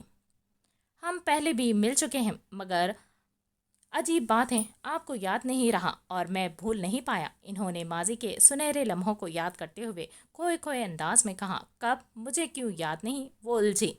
ان کے سوال پر وہ اداسی سے مسکرا دیے۔ میں اپنی اسٹڈی کے دوران کزن کی شادی میں پاکستان آیا تھا، تب وہ ابھی بھی کھوئے کھوئے انداز میں بات کر رہے تھے۔ حسن اپنی تعلیم کے دوران پاکستان آیا تھا اپنے کزن کی شادی میں۔ اس کے سارے کزنز اسے کراچی گھماتے پھراتے تھے۔ اسی دوران وہ اسے اماں بی بی کے یہاں لے گئے تھے۔ وہاں کا ماحول بڑا عجیب لگا اسے۔ عورتیں پان منہ میں چبائے انہیں گھور گھور کر دیکھ رہی تھی۔ ان کے لباس بہت شوق رنگوں کے تھے، ساتھ ساتھ جسمانی اعضاء کی نمائش بھی الگ ہی عیاں تھی۔ وہ سیڑھیوں پر چڑھ رہا تھا اپنے کزن کے گروپ کے ساتھ کہ اچانک ایک 40 سالہ عورت و مرد کی ملی جلی شکل والے شخص نے ان کا راستہ روکا اور ہاتھ نچاتے ہوئے آنے کی وجہ پوچھی۔ اس کا میک اپ اتنا ڈارک اور اوور تھا کہ حسن کا جی متلی ہونے کو تھا۔ ہم یہاں عروسہ کے لیے آئے ہیں، اس کے کزنس میں سے ایک شوقے سے بولا۔ عروسہ بیٹی؟ اچھا آ جاؤ، بس محفل شروع ہونے کو ہے، مگر خالی جیب والوں کا کام نہیں ہے یہاں۔ وہ خاصا اترا کر آخری جملہ ادا کرنے لگی۔ حسن نہایت تعجب سے اس کو کوٹھے کا ماحول دیکھ رہا تھا۔ کیسی بات کرتے ہو تارا بھی؟ اس سے پہلے کبھی خالی جیب آیا ہوں عروسہ کو دیکھنے، جو اب آؤں گا، پھر اس بار تو اپنے کزن کو بھی لایا ہوں۔ حمزہ تیزی سے بڑے فخریہ انداز میں جواب دے ہوا۔ او چلو پھر اندر آ جاؤ، انہوں نے راستہ چھوڑتے ہوئے کہا۔ یہ عروسہ کون ہے اور تم مجھے یہاں کیوں لائے ہو؟ کتنی چیپ جگہ ہے یہ۔ اندر داخل ہوا تو بہت سے مردوں کو وہاں پہلے سے بیٹھا ہوا پایا۔ حسن نے بیٹھتے ہی حمزہ سے سرگوشی کرنے والے انداز میں منہ بگاڑتے ہوئے استفسار کیا۔ جانی، ایک ہیرا دکھانے لایا ہوں، ایسا ہیرا جو میں چیلنج کے ساتھ کہہ سکتا ہوں تو نے کبھی پہلے نہیں دیکھا ہوگا۔ میں نے بھی جب سے دیکھا ہے باولا ہوا جا رہا ہوں، اور یہ جگہ جو تجھے چیپ لگ رہی ہے نا، بس کچھ دیر رک، اسے دیکھنے کے بعد اسی جگہ سے پیار ہو جائے گا، دل ہی نہیں چاہے گا تیرا یہاں سے جانے کا۔ اتنی خوبصورت ہے تو فارم ہاؤس میں بلوا لیتا۔ یہی تو سارا مسئلہ ہے، ابھی بہت چھوٹی ہے وہ، اس کے چہرے سے اس کی کم سنی جھلکتی ہے۔ اسے اماں بی بی بھیجنے کے لیے تیار نہیں ہے ابھی، یہاں تک کہ تارا بھی کسی کو ہاتھ تک نہیں لگانے دیتی اسے۔ اس کا جواب سنتے ہی حسن خاموش ہو کر بیٹھ گیا اور باقی سب کی طرح عروسہ کا انتظار کرنے لگا۔ تجسس تو پہلی ہی تعریفیں سن کر پیدا ہو چکا تھا اس عروسہ نامی لڑکی کو دیکھنے کا۔ وہ انتظار کرتے کرتے بور ہو رہا تھا، اسی لیے اپنا سیل نکال کر میسج چیک کرنے لگا۔ ابھی وہ اپنے سیل میں ہی مگن تھا کہ اچانک کسی کی پائل کی چھنک نے اس کی توجہ اپنی جانب کھینچی۔ نظر اٹھا کر دیکھا، بس دیکھتا ہی رہ گیا۔ بھلا کوئی اتنا بھی حسین ہو سکتا ہے؟ وہ لڑکی کیا تھی؟ قیامت تھی جو اس کے دل پر بجلی کی طرح گری تھی۔ اس نے آتے ہی ناچنا شروع کیا۔ وہ لال رنگ کے عروسی جوڑے میں پاکستانی دلہنوں کی طرح سجی سوری ہوئی تھی۔ کم سن عمر کی لڑکی ناچتے ہوئے بلا کی حسین لگ رہی تھی۔ اس کے بالوں پر سجے झूमर पर मानो सितारों जैसी चमक हो। वो टिकटिकी बांधे देखता ही चला गया। वो ऐसे देख रहा था जैसे इस रात की अब कोई सुबह नहीं। वो हालत बेगानगी में इसे तकता रहा, यहाँ तक कि रक्स की महफिल इख्तिताम तक पहुंची। वो तन्हा नहीं था जो इस तरह देख रहा था, वहाँ मौजूद हर शख्स का यही हाल था। वो महफिल ख़त्म होते ही वहाँ से चले गए, मगर हसन का दिल उसमें ही अटक कर रह गया। फिर क्या था, हर रोज़ चला आता सिर्फ इस लड़की का रक्स देखने। वो तो जैसे दिल व दिमाग पर छा गई थी, जबकि वो लड़की इस कदर बेनियाज थी कि इसने नहीं देखा कि रक्स की महफिल ख़त्म होने के बाद वो ज़रा भी किसी से कोई बात करती हो या नज़र भर कर देखने का शर्फ बख्शती हो। कज़न की शादी हो जाने के बाद उसे वापस जाना था, मगर आखिरी बार इस अरूसा नामी लड़की से मिलने की चाह इसे अम्मा बी के कोठे तक ले पहुंची थी। मुझे सिर्फ एक बार इससे मुलाकात करवा दे, वो कब से खड़ा तारा भी से जिद कर रहा था, जबकि वो अपने फैसले से टस से मस होने के लिए तैयार न थी। अरे मना कर दिया ना, अरूसा बेटी किसी से नहीं मिलती, जितना देखना है महफिल में आकर देख लेना। मगर मैं आज वापस अपने मुल्क जा रहा हूँ, सिर्फ इससे एक बार मिलना चाहता हूँ। हसन भी अपनी जिद पर अड़ा रहा, वहाँ से हिलने और तारा बी की जान छोड़ने के लिए ज़रा भी तैयार ना था। तारा भी आशिक लगता है उरूसा का, बेचारा कब से जिद कर रहा है, कुछ ले देकर मिलने दे इसे। वैसे भी शक्ल व सूरत से शरीफ घर का मालूम होता है। वहाँ से गुजरने वाली एक औरत ने इसके चेहरे पर हाथ फेरते हुए मुस्कुराकर इसकी सिफारिश की। हाँ, आप कहेंगी तो मैं पैसे देने के लिए तैयार हूँ, वो तेज़ी से बोला। चलो तो फिर मैं ज़रा अम्मा बीवी से पूछ कर आती हूँ, तारा भी कहकर अंदर की जानिब चलती। वो बेसब्री से जवाब का मुंतज़र था। सीढ़ियों पर खड़ा था। 50,000 एक मुलाकात का, वो बाहर आकर अकड़ कर बताने लगी। इतने ज़्यादा? हसन का तो मुंह हैरत से खुल गया था। हाँ तो अभी बोली नहीं लगी है उसकी, हमारे कोठे की शान है वो। कम सिनकली साहब, आपको क्या लगा 2-3 हज़ार में मिलने देंगे इससे? पैसे नहीं हैं तो भूल जाओ, वो अपनी आदत के मुताबिक हाथ नचाते हुए बोलकर अंदर जाने लगी। मुझे सिर्फ थोड़ा सा वक्त दे, मैं अभी लाता हूँ, वो कहकर बगैर एक लम्हे की देरी के बैंक की जानिब दौड़ा। ये ले, अब मुझे उसे मिलने दे। हसन इस वक्त तालिब इल्मी के दौर में था। 50,000 का काफ़ी बड़ी रकम थी इसी इसके लिए। माना वो अमीर ख़ानदान से ताल्लुक़ रखता था, मगर जब से होश संभाला था न जाने क्यों अपने वालिद से पैसे मांगने में शर्म महसूस करता। इसीलिए पार्ट टाइम जॉब और बच्चों को ट्यूशन दिया करता था, जिससे हासिल होने वाली आमदनी से अपनी फ़ीस अदा करता। खुददारी तो जैसे नस नस में बसी थी इसके। मगर उरुसा से एक मुलाकात वो करीब से देखने की चाह में अपनी सारी सेविंग निकाल लाया था। आओ, वो लहराती हुई कहकर आगे आगे चलने लगी। वैसे इश विश ना कर बैठना, बोली बहुत ऊंची लगेगी इसकी। बुरा ना मानना साहब, तुम्हारी इस्तात नहीं लगती मुझे कि तुम खरीद सको, वो मुस्कुरा कर कहती हुई कमरे का दरवाज़ा खोलने लगी। वो खामोशी से इनकी बात सुन रहा था। दरवाज़ा खोलने के बाद इसे अंदर जाने का इशारा किया। और हाँ आशिक मियाँ, छूने की गलती ना करना। ज़रा सर फेरी है उरूसा बेटी, हाथ लगाने पर सर फाड़ देती है। जवाब में इन्होंने शोखे से मुस्कुराते हुए वार्निंग दी और इसे अंदर छोड़कर बाहर से दरवाज़ा बंद कर लिया। दिल तो जैसे ख्वाबों में ही नहीं आ रहा था। ऐसा लग रहा था ज़िंदगी में पहली बार किसी लड़की को देखने जा रहा है आज। इतना नर्वस कि बेड पर बैठकर नाखून चबाने लगा। नाखून मत खाओ। अचानक से सामने से आती आवाज़ पर इसने निगाहें उठाई। वो उरुसा नामी खूबसूरत व कम सिन उम्र लड़की दूसरे दरवाजे से कमरे में दाखिल हुई थी। इसने हसन को नाखून चबाते देख फौरन टोका था। सॉरी, वो तेज़ी से खड़ा होते हुए माजरत तलब करने लगा। तो क्यों मिलने आए हो मुझसे? वो जीपती नज़रों से तकते हुए नरोटेपन से पूछने लगी। पता नहीं, इसके हसीन सरापे को तकते हुए दो बदू जवाब दिया। वो काले रंग के सादा से खमीज शलवार दुपट्टे में बेक़यामत लग रही थी इसे।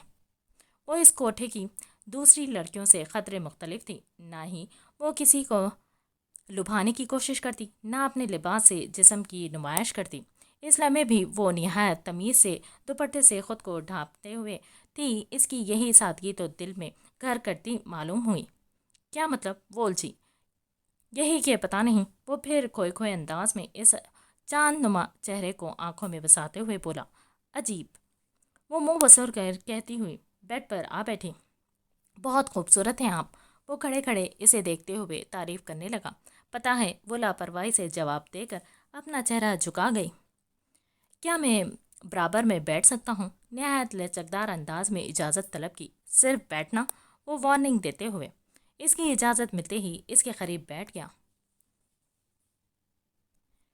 دیوانوں کی طرح بس دیکھے چلا جا رہا تھا، کوئی بات تک نہ کی، کچھ نہ پوچھا، یہاں تک کہ دروازہ نوک ہوا اور تارا بھی اسے ملاقات کا وقت ختم ہونے کی دل خراش خبر دینے لگی۔ وہ واپس اپنے ملک آ گیا۔ سوچا تھا وقتی لگاؤ ہے، کچھ دن بعد اسے بھول جائے گا، مگر ایسا نہ ہو سکا۔ یہاں تک کہ حالات تو یہ ہو گئے کہ ہر لڑکی میں اسے تلاش کرنے لگا۔ اپنی تعلیم مکمل ہو جانے کے بعد وہ پاکستان واپس پہنچا۔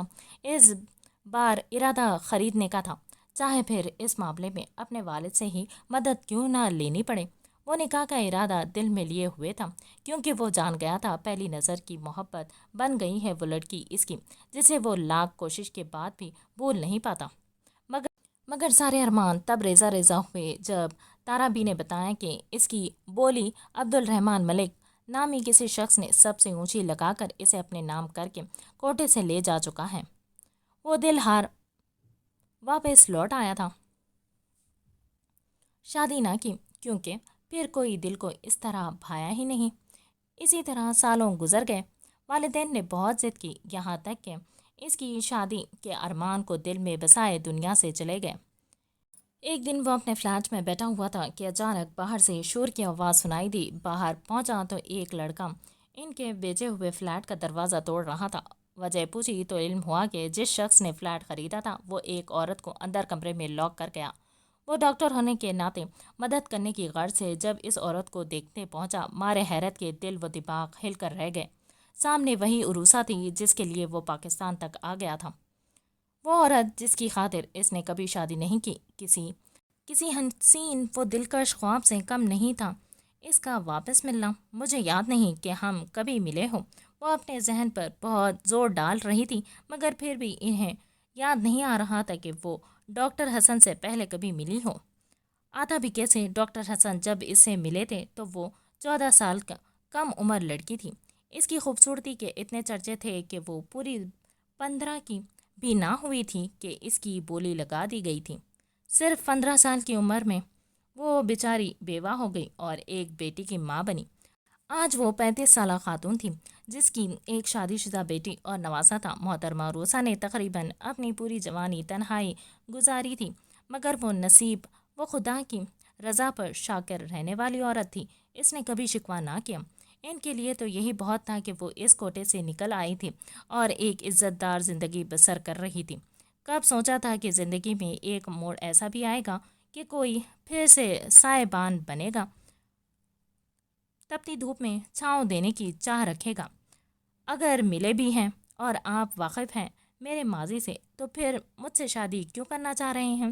آپ کو تو مجھ سے کئی گنا بہتر اور کنواری لڑکی مل جائے گی، مگر مجھے چاہیے ہی نہیں۔ میرا دل بہت سالوں سے صرف ایک لڑکی کی چاہ میں گھل رہا ہے، اور آج قسمت نے مجھ پر مہربان ہو کر اسے میرے سامنے بٹھا دیا ہے۔ میں پھر سے اسے کھونا نہیں چاہتا۔ انہوں نے تیزی سے جذبات کی صدقات کے ساتھ محبت سے لبریز لہجے میں ان کے حسین سراپے پر نگاہیں ٹکاتے اظہار محبت کیا۔ وہ مقابل کے مثبت جواب کے منتظر ایسے بیٹھے تھے جیسے جان سولی پر لٹکی ہوں، جیسے دم نکل رہا ہو، جیسے جسم سے روح بس جدا ہونے کو ہوں۔ مجھے چلنا چاہیے۔ ڈاکٹر حسن کا یوں اچانک اظہار محبت انہیں کنفیوز کر گیا تھا۔ انہیں سمجھ نہیں آ رہا تھا وہ کیا کریں۔ وہ تھوک گلے میں نکلتے ہوئے اٹھی۔ پلیز، ہم دونوں کو ایک دوسرے کی ضرورت ہے اس وقت۔ وہ اپنی جگہ سے کھڑے ہو کر خاصا جتاتے ہوئے بولے، میری عمر آپ کو کہاں سے شادی کی نظر آتی ہے؟ ڈاکٹر حسن، میں آپ کی بہت عزت کرتی ہوں، مجھے اس الجھن میں مت ڈالیں۔ وہ پلٹ کر احتجاجاً بولی، سب سے زیادہ اسی عمر میں تو شریک حیات کی ضرورت ہوتی ہے۔ میں آپ کو کسی الجھن میں ڈالنا نہیں چاہتا، بلکہ آپ کی ساری پریشانیوں و غموں کو اپنے دامن میں بھر لینا چاہتا ہوں، اور بدلے میں آپ کو دنیا کی ہر خوشی دینے کی خواہش رکھتا ہوں۔ کیا غلط ہے اس میں؟ غلط ہے؟ جواب نہ بن پڑا تو فقط اتنا کہہ کر رونے لگی۔ مقابل غلط نہیں تھا، تنہا زندگی گزارتے گزارتے وہ بھی تھک چکی تھی۔ جس طرح بھوک کا تعلق انسان کے نیک و بد ہونے سے نہیں ہوتا، ویسے ہی جسمانی خواہشات کا تعلق بھی نیک و بد ہونے سے نہیں ہوتا، یہ فطری عمل ہے۔ اکثر خواتین بہت چھوٹی عمر میں طلاق یافتہ یا بیوہ ہو جاتی ہیں۔ ان کے احساسات کا کوئی خیال نہیں کرتا، جبکہ اس کے برعکس جب مرد پر یہ وقت آتا ہے تو ہر ایک کہتا سنائی دیتا ہے وہ رنڈوا ہے، اس کے منہ کو گوشت کا مزہ لگا ہوا ہے، وہ برداشت نہیں کر سکے گا، یا وہ زیادہ دیر عورت کے بغیر نہیں رہ سکے گا، اس کی جلدی شادی کروا دو۔ اور ہوتا بھی یہی ہے، جلد از جلد اس کی دوسری شادی کرا جاتی ہے تاکہ گناہوں سے نہ پڑ جائے، تاکہ حق و حلال راستے سے اپنی جسمانی طلب پوری کرے۔ مگر یہ بار عورت کے لیے کیوں یاد نہیں رہتی معاشرے کو؟ وہ بھی تو انسان ہے، یہ فطری عمل ہے، اس میں اس بیچاری کا کوئی دخل نہیں، چاہے وہ کتنی ہی نیک کیوں نہ ہو۔ گناہوں کے دروازے ہم خود کھلے چھوڑتے ہیں اور پھر معاشرے کو برا بھلا کہتے پھرتے ہیں۔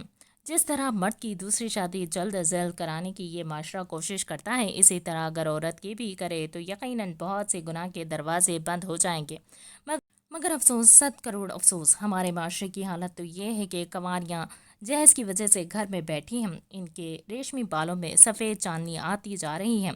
بوڑھے ماں باپ انہیں دیکھ دیکھ کر فکر میں گھل رہے ہیں۔ اب ایسے میں بیوہ طلاق یافتہ کا خیال کہاں سے آئے؟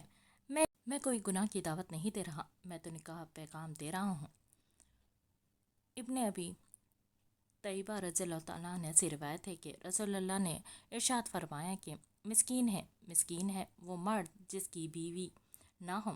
لوگوں نے عرض کیا اگرچہ وہ بہت مال والا ہو تب بھی وہ مسکین ہے؟ آپ نے فرمایا ہاں، اگرچہ وہ بہت مال والا ہو۔ پھر فرمایا مسکین ہے وہ عورت جس کا خاوند نہ ہو۔ لوگوں نے عرض کیا اگرچہ بہت مالدار ہو تب بھی وہ مسکین ہے؟ آپ نے فرمایا ہاں، اگرچہ مال والی ہو۔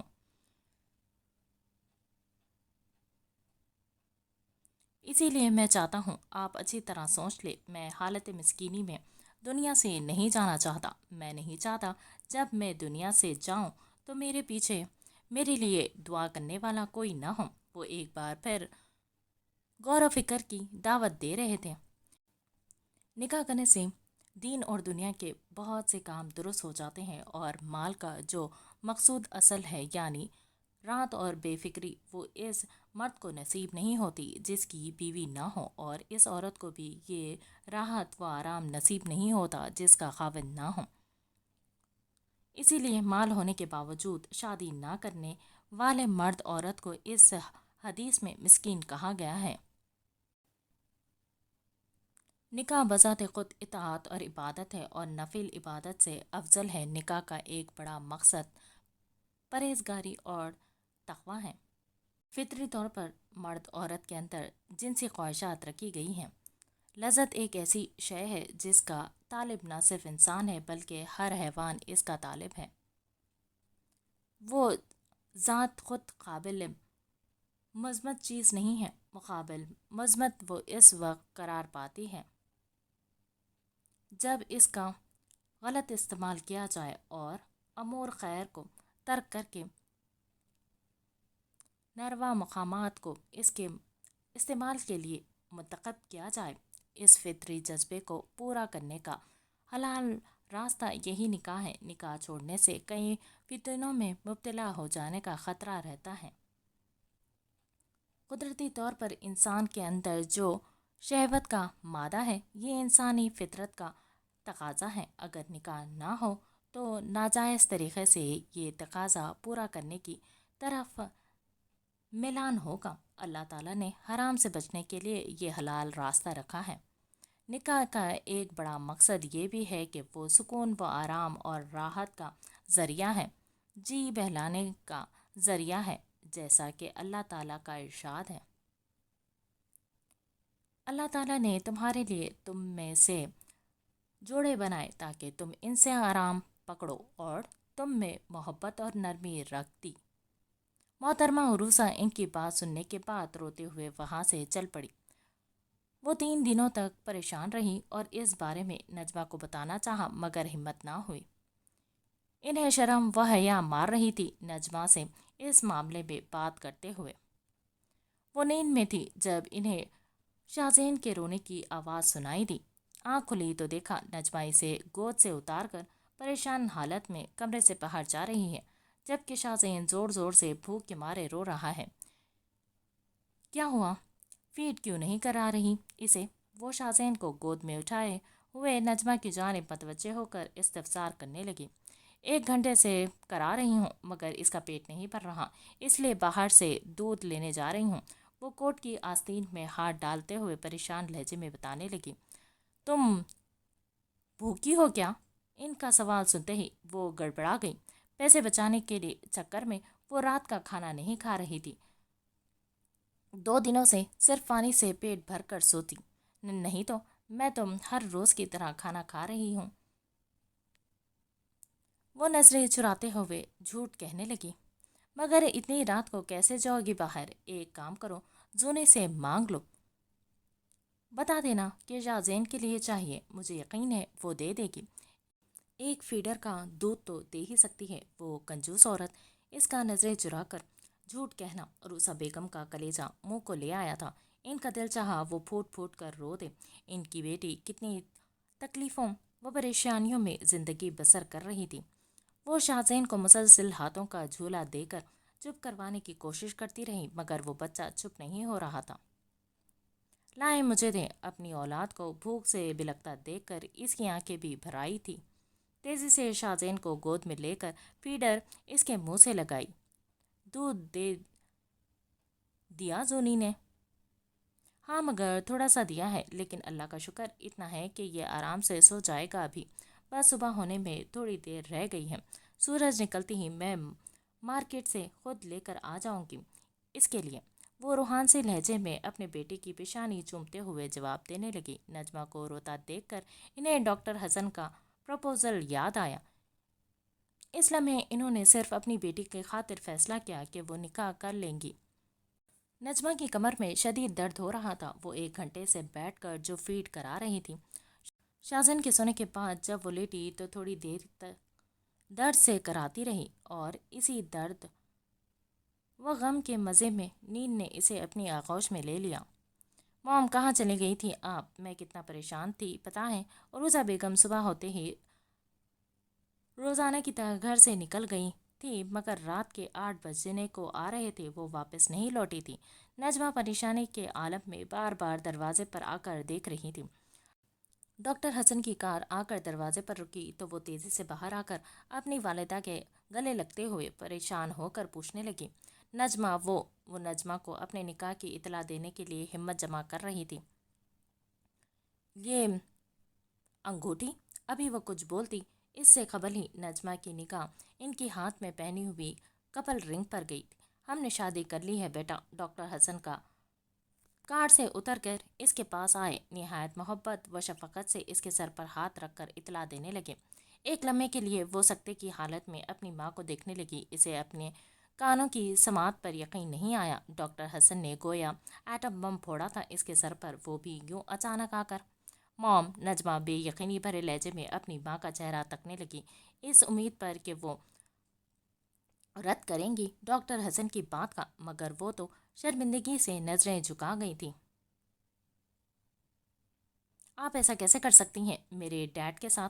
मेरे डैड ने आपकी खातिर अपना पूरा ख़ानदान छोड़ा, सबसे लड़ गए, और आप क्यों? मॉम क्यों? वो इनके बाजू को झंझोड़ते हुए रूहान से लहजे में इस्तफसार कर रही थी। बेटा, तुम्हारे डैड का इंतकाल हो चुका है, वो भी बहुत साल पहले। अपनी माँ के बारे में भी तो सोचो। क्या इनका खुशियों पर कोई हक नहीं? कि वो अभी नजमा को समझाने की कोशिश कर रहे थे कि वो जज्बाती होकर बात काटते हुए, डॉक्टर अंकल, मैं अपनी माँ से बात कर रही हूँ। क्या मेरा इतना भी हक नहीं था इन पर कि वो इतना बड़ा फैसला लेने से पहले मुझे बताती? मैंने कोशिश की थी मगर हिम्मत नहीं हुई। अरूसा बेगम शर्मसारी से नजरें झुकाए जवाब दे हुई। वाह, वाकई मतलब निकाह करने की हिम्मत थी? नहीं थी तो बस मुझे बताने की ना थी, वो खासा तंजिया लहजे में कहकर मुंह मोड़ कर जाने लगी। اس کا ذہن اتنے بڑے شوق کے سبب بالکل مفلوج ہو کر رہ گیا تھا۔ وہ اس وقت اپنی ماں سے یا کسی سے بھی کوئی بات نہیں کرنا چاہتی تھی۔ ایک ماں ہی تو تھی اس کی، آج وہ بھی پرائی پرائی معلوم ہو رہی تھی۔ وہ رونا چاہتی تھی، چیخنا چاہتی تھی، بہت غم و غصہ جمع ہو گیا تھا اس میں، جنہیں سہنے کی طاقت ختم ہو چکی تھی۔ اب نجمہ، ہم تمہیں لینے آئے ہیں، ہمارے ساتھ چلو، وہ منتی انداز میں بولی۔ مجھے کہیں نہیں جانا آپ کے ساتھ، اور پلیز یہاں سے چلی جائیں آپ، میں اس وقت آپ سے کوئی بات نہیں کرنا چاہتی۔ میں نہیں چاہتی ایسا کچھ کہہ دوں جس کا زندگی بھر پچھتاوا ہو۔ اس نے روتے ہوئے کہہ کر دروازہ بند کر دیا۔ اگلے ہی لمحے دروازے سے کمر لگا کر بچوں کی طرح بلک بلک کر رونے لگے۔ نجمہ، میری بچی، میری بات تو سنو۔ عروسہ بیگم مسلسل دروازہ نوک کر رہی تھی۔ وہ وہاں سے اسے یوں تنہا چھوڑ کر جانے کے لیے ہرگز تیار نہ تھی۔ لوگ ہمیں دیکھ رہے ہیں، ابھی یہاں سے ہمیں چلنا چاہیے۔ ویسے بھی نجمہ کو ابھی وقت کی ضرورت ہے،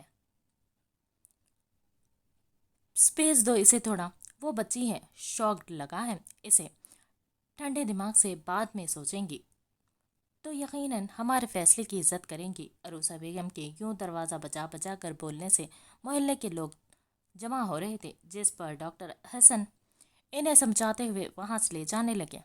میں اسے یوں اکیلے چھوڑ کر نہیں جا سکتی، وہ قطعی انداز میں روتے ہوئے بولی۔ اکیلا کون چھوڑ رہا ہے؟ ہم تو صرف اس کا غصہ ٹھنڈا ہونے کا انتظار کرنے والے ہیں۔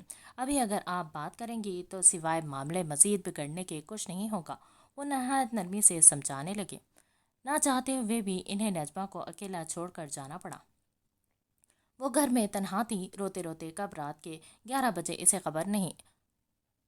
وہ مسلسل شاہزین کو فیڈ کرا رہی تھی، مگر اس کا پیٹ نہیں بھر رہا تھا۔ بڑھتا بھی کیسے؟ ماں جو بھوکی پیاسی تھی۔ رکو، میں زونی آنٹی سے تھوڑا دودھ لے آتی ہوں تمہارے لیے۔ وہ تیزی سے اٹھ کر دودھ لینے کے لیے شاہزین کو تنہا گھر میں روتا ہوا چھوڑ کر نکلی۔ باہر آئی تو برف باری شروع ہو چکی تھی۔ کہنے کو بہت خوبصورت نظارہ تھا، مگر اس کا غموں سے سرشار دل جیسے ہر چیز سے عاری تھا۔ وہ زونی بیگم کا دروازہ نوک کر رہی تھی۔ دودھ نہیں ہے۔ دروازہ کھولتے ہی ان کی سب سے پہلی نگاہ نجمہ کے ہاتھ میں پکڑی فیڈر پر گئی تھی۔ اس کے بعد تو ایک لمحے کی دیری کیے بغیر تیزی سے کہا، تھوڑا سا بھی نہیں؟ وہ پر امید نظروں سے تکتے ہوئے پوچھنے لگی۔ نہیں، شام میں ہی ختم ہوا ہے، میں لانے کی سوچ رہی تھی مگر برف باری کی وجہ سے نہ لائی۔ اب سوچ رہی ہوں کل صبح لے آؤں گی۔ وہ لاپرواہی سے جھوٹ بول کر اسے اعتماد میں لینے لگی۔ اچھا ٹھیک ہے۔ نجمہ منہ لٹکائے واپس گھر آ گئی تھی۔ شاہزین مسلسل روئے چلے جا رہا تھا۔ اپنی اولاد کو بھوک سے یوں تڑپتا دیکھ کر وہ بھی بیٹھ کر رونے لگی۔ آنکھوں سے آنسو بہہ جا رہے تھے۔ اسی عالم میں شاہزین کو گود میں لے کر اپنا سیل اٹھایا۔ بہت خوددار تھی وہ، اسی لیے ادھار مانگنا بہت مشکل تھا اس کی جان پر، مگر اپنی اولاد کی خاطر مانگنے چلی گئی تھی۔ جواد کے پہلے ہی بہت احسانات تھے جنہیں وہ چاہ کر بھی اتار نہیں پائی تھی۔ اس کے باوجود ادھار مانگنا اسے شرمندگی کی انتہا گہرائیوں میں اتار رہا تھا۔ اس سے پہلے اس نے کبھی کسی سے ادھار مانگنے کے لیے میسج نہیں کیا تھا، اسی لیے سمجھ نہیں پا رہی تھی کہ کیا لکھے۔ روتے ہوئے میسج لکھنا شروع کیا۔ السلام علیکم، میں نجمہ، شاہزین کا دودھ ختم ہو گیا ہے اور میرے پاس پیسے نہیں ہیں لانے کے لیے، موم بھی گھر پر نہیں ہے، اسی لیے کیا تم پلیز مجھے دودھ کا ڈبہ بھجوا سکتے ہو گھر پر؟ میسج لکھنے کے بعد رونے لگی۔ رونے کے سبب آنکھوں کے آگے دھندلا دھندلا پن آ گیا تھا۔ سیل کی اسکرین اب بالکل دھندلی نظر آ رہی تھی اسے۔ اس نے کانٹیکٹ لسٹ پر جے لکھ کر سرچ کیا۔ اس وقت سیل کی اسکرین پر 2 نام ابھرے تھے۔ اس نے روتے ہوئے میسج سینڈ کر دیا، پھر آنکھوں سے چشمہ اتار کر آنکھوں سے آنسو صاف کرنے لگی۔ ابھی آنسو صاف کر رہی تھی کہ میسج کی رنگ ٹون بجی تھی۔ اس نے جیسے ہی سیل کی اسکرین پر میسج بھیجنے والے کا نام پڑھا، لگا سانس تھم گئی ہو، ہاتھ خوف کے مارے لرزنے لگے۔ ڈرتے ڈرتے میسج اوپن کیا۔ لوکیشن سینڈ کرو اپنی۔ میسج پڑھتے ہی اس کے ہاتھ سے سیل بیڈ پر گر گیا۔ تو کیا میں نے جواد کی جگہ جلاد کو میسج بھیج دیا؟ یا میرے خدا! وہ منہ پر ہاتھ رکھ کر شوق کے عالم میں بڑبڑائی۔ ابھی وہ اپنی بے وقوفی پر ماتم کرتی، اس سے قبل ہی سیل رنگ ہونا شروع ہو گیا تھا۔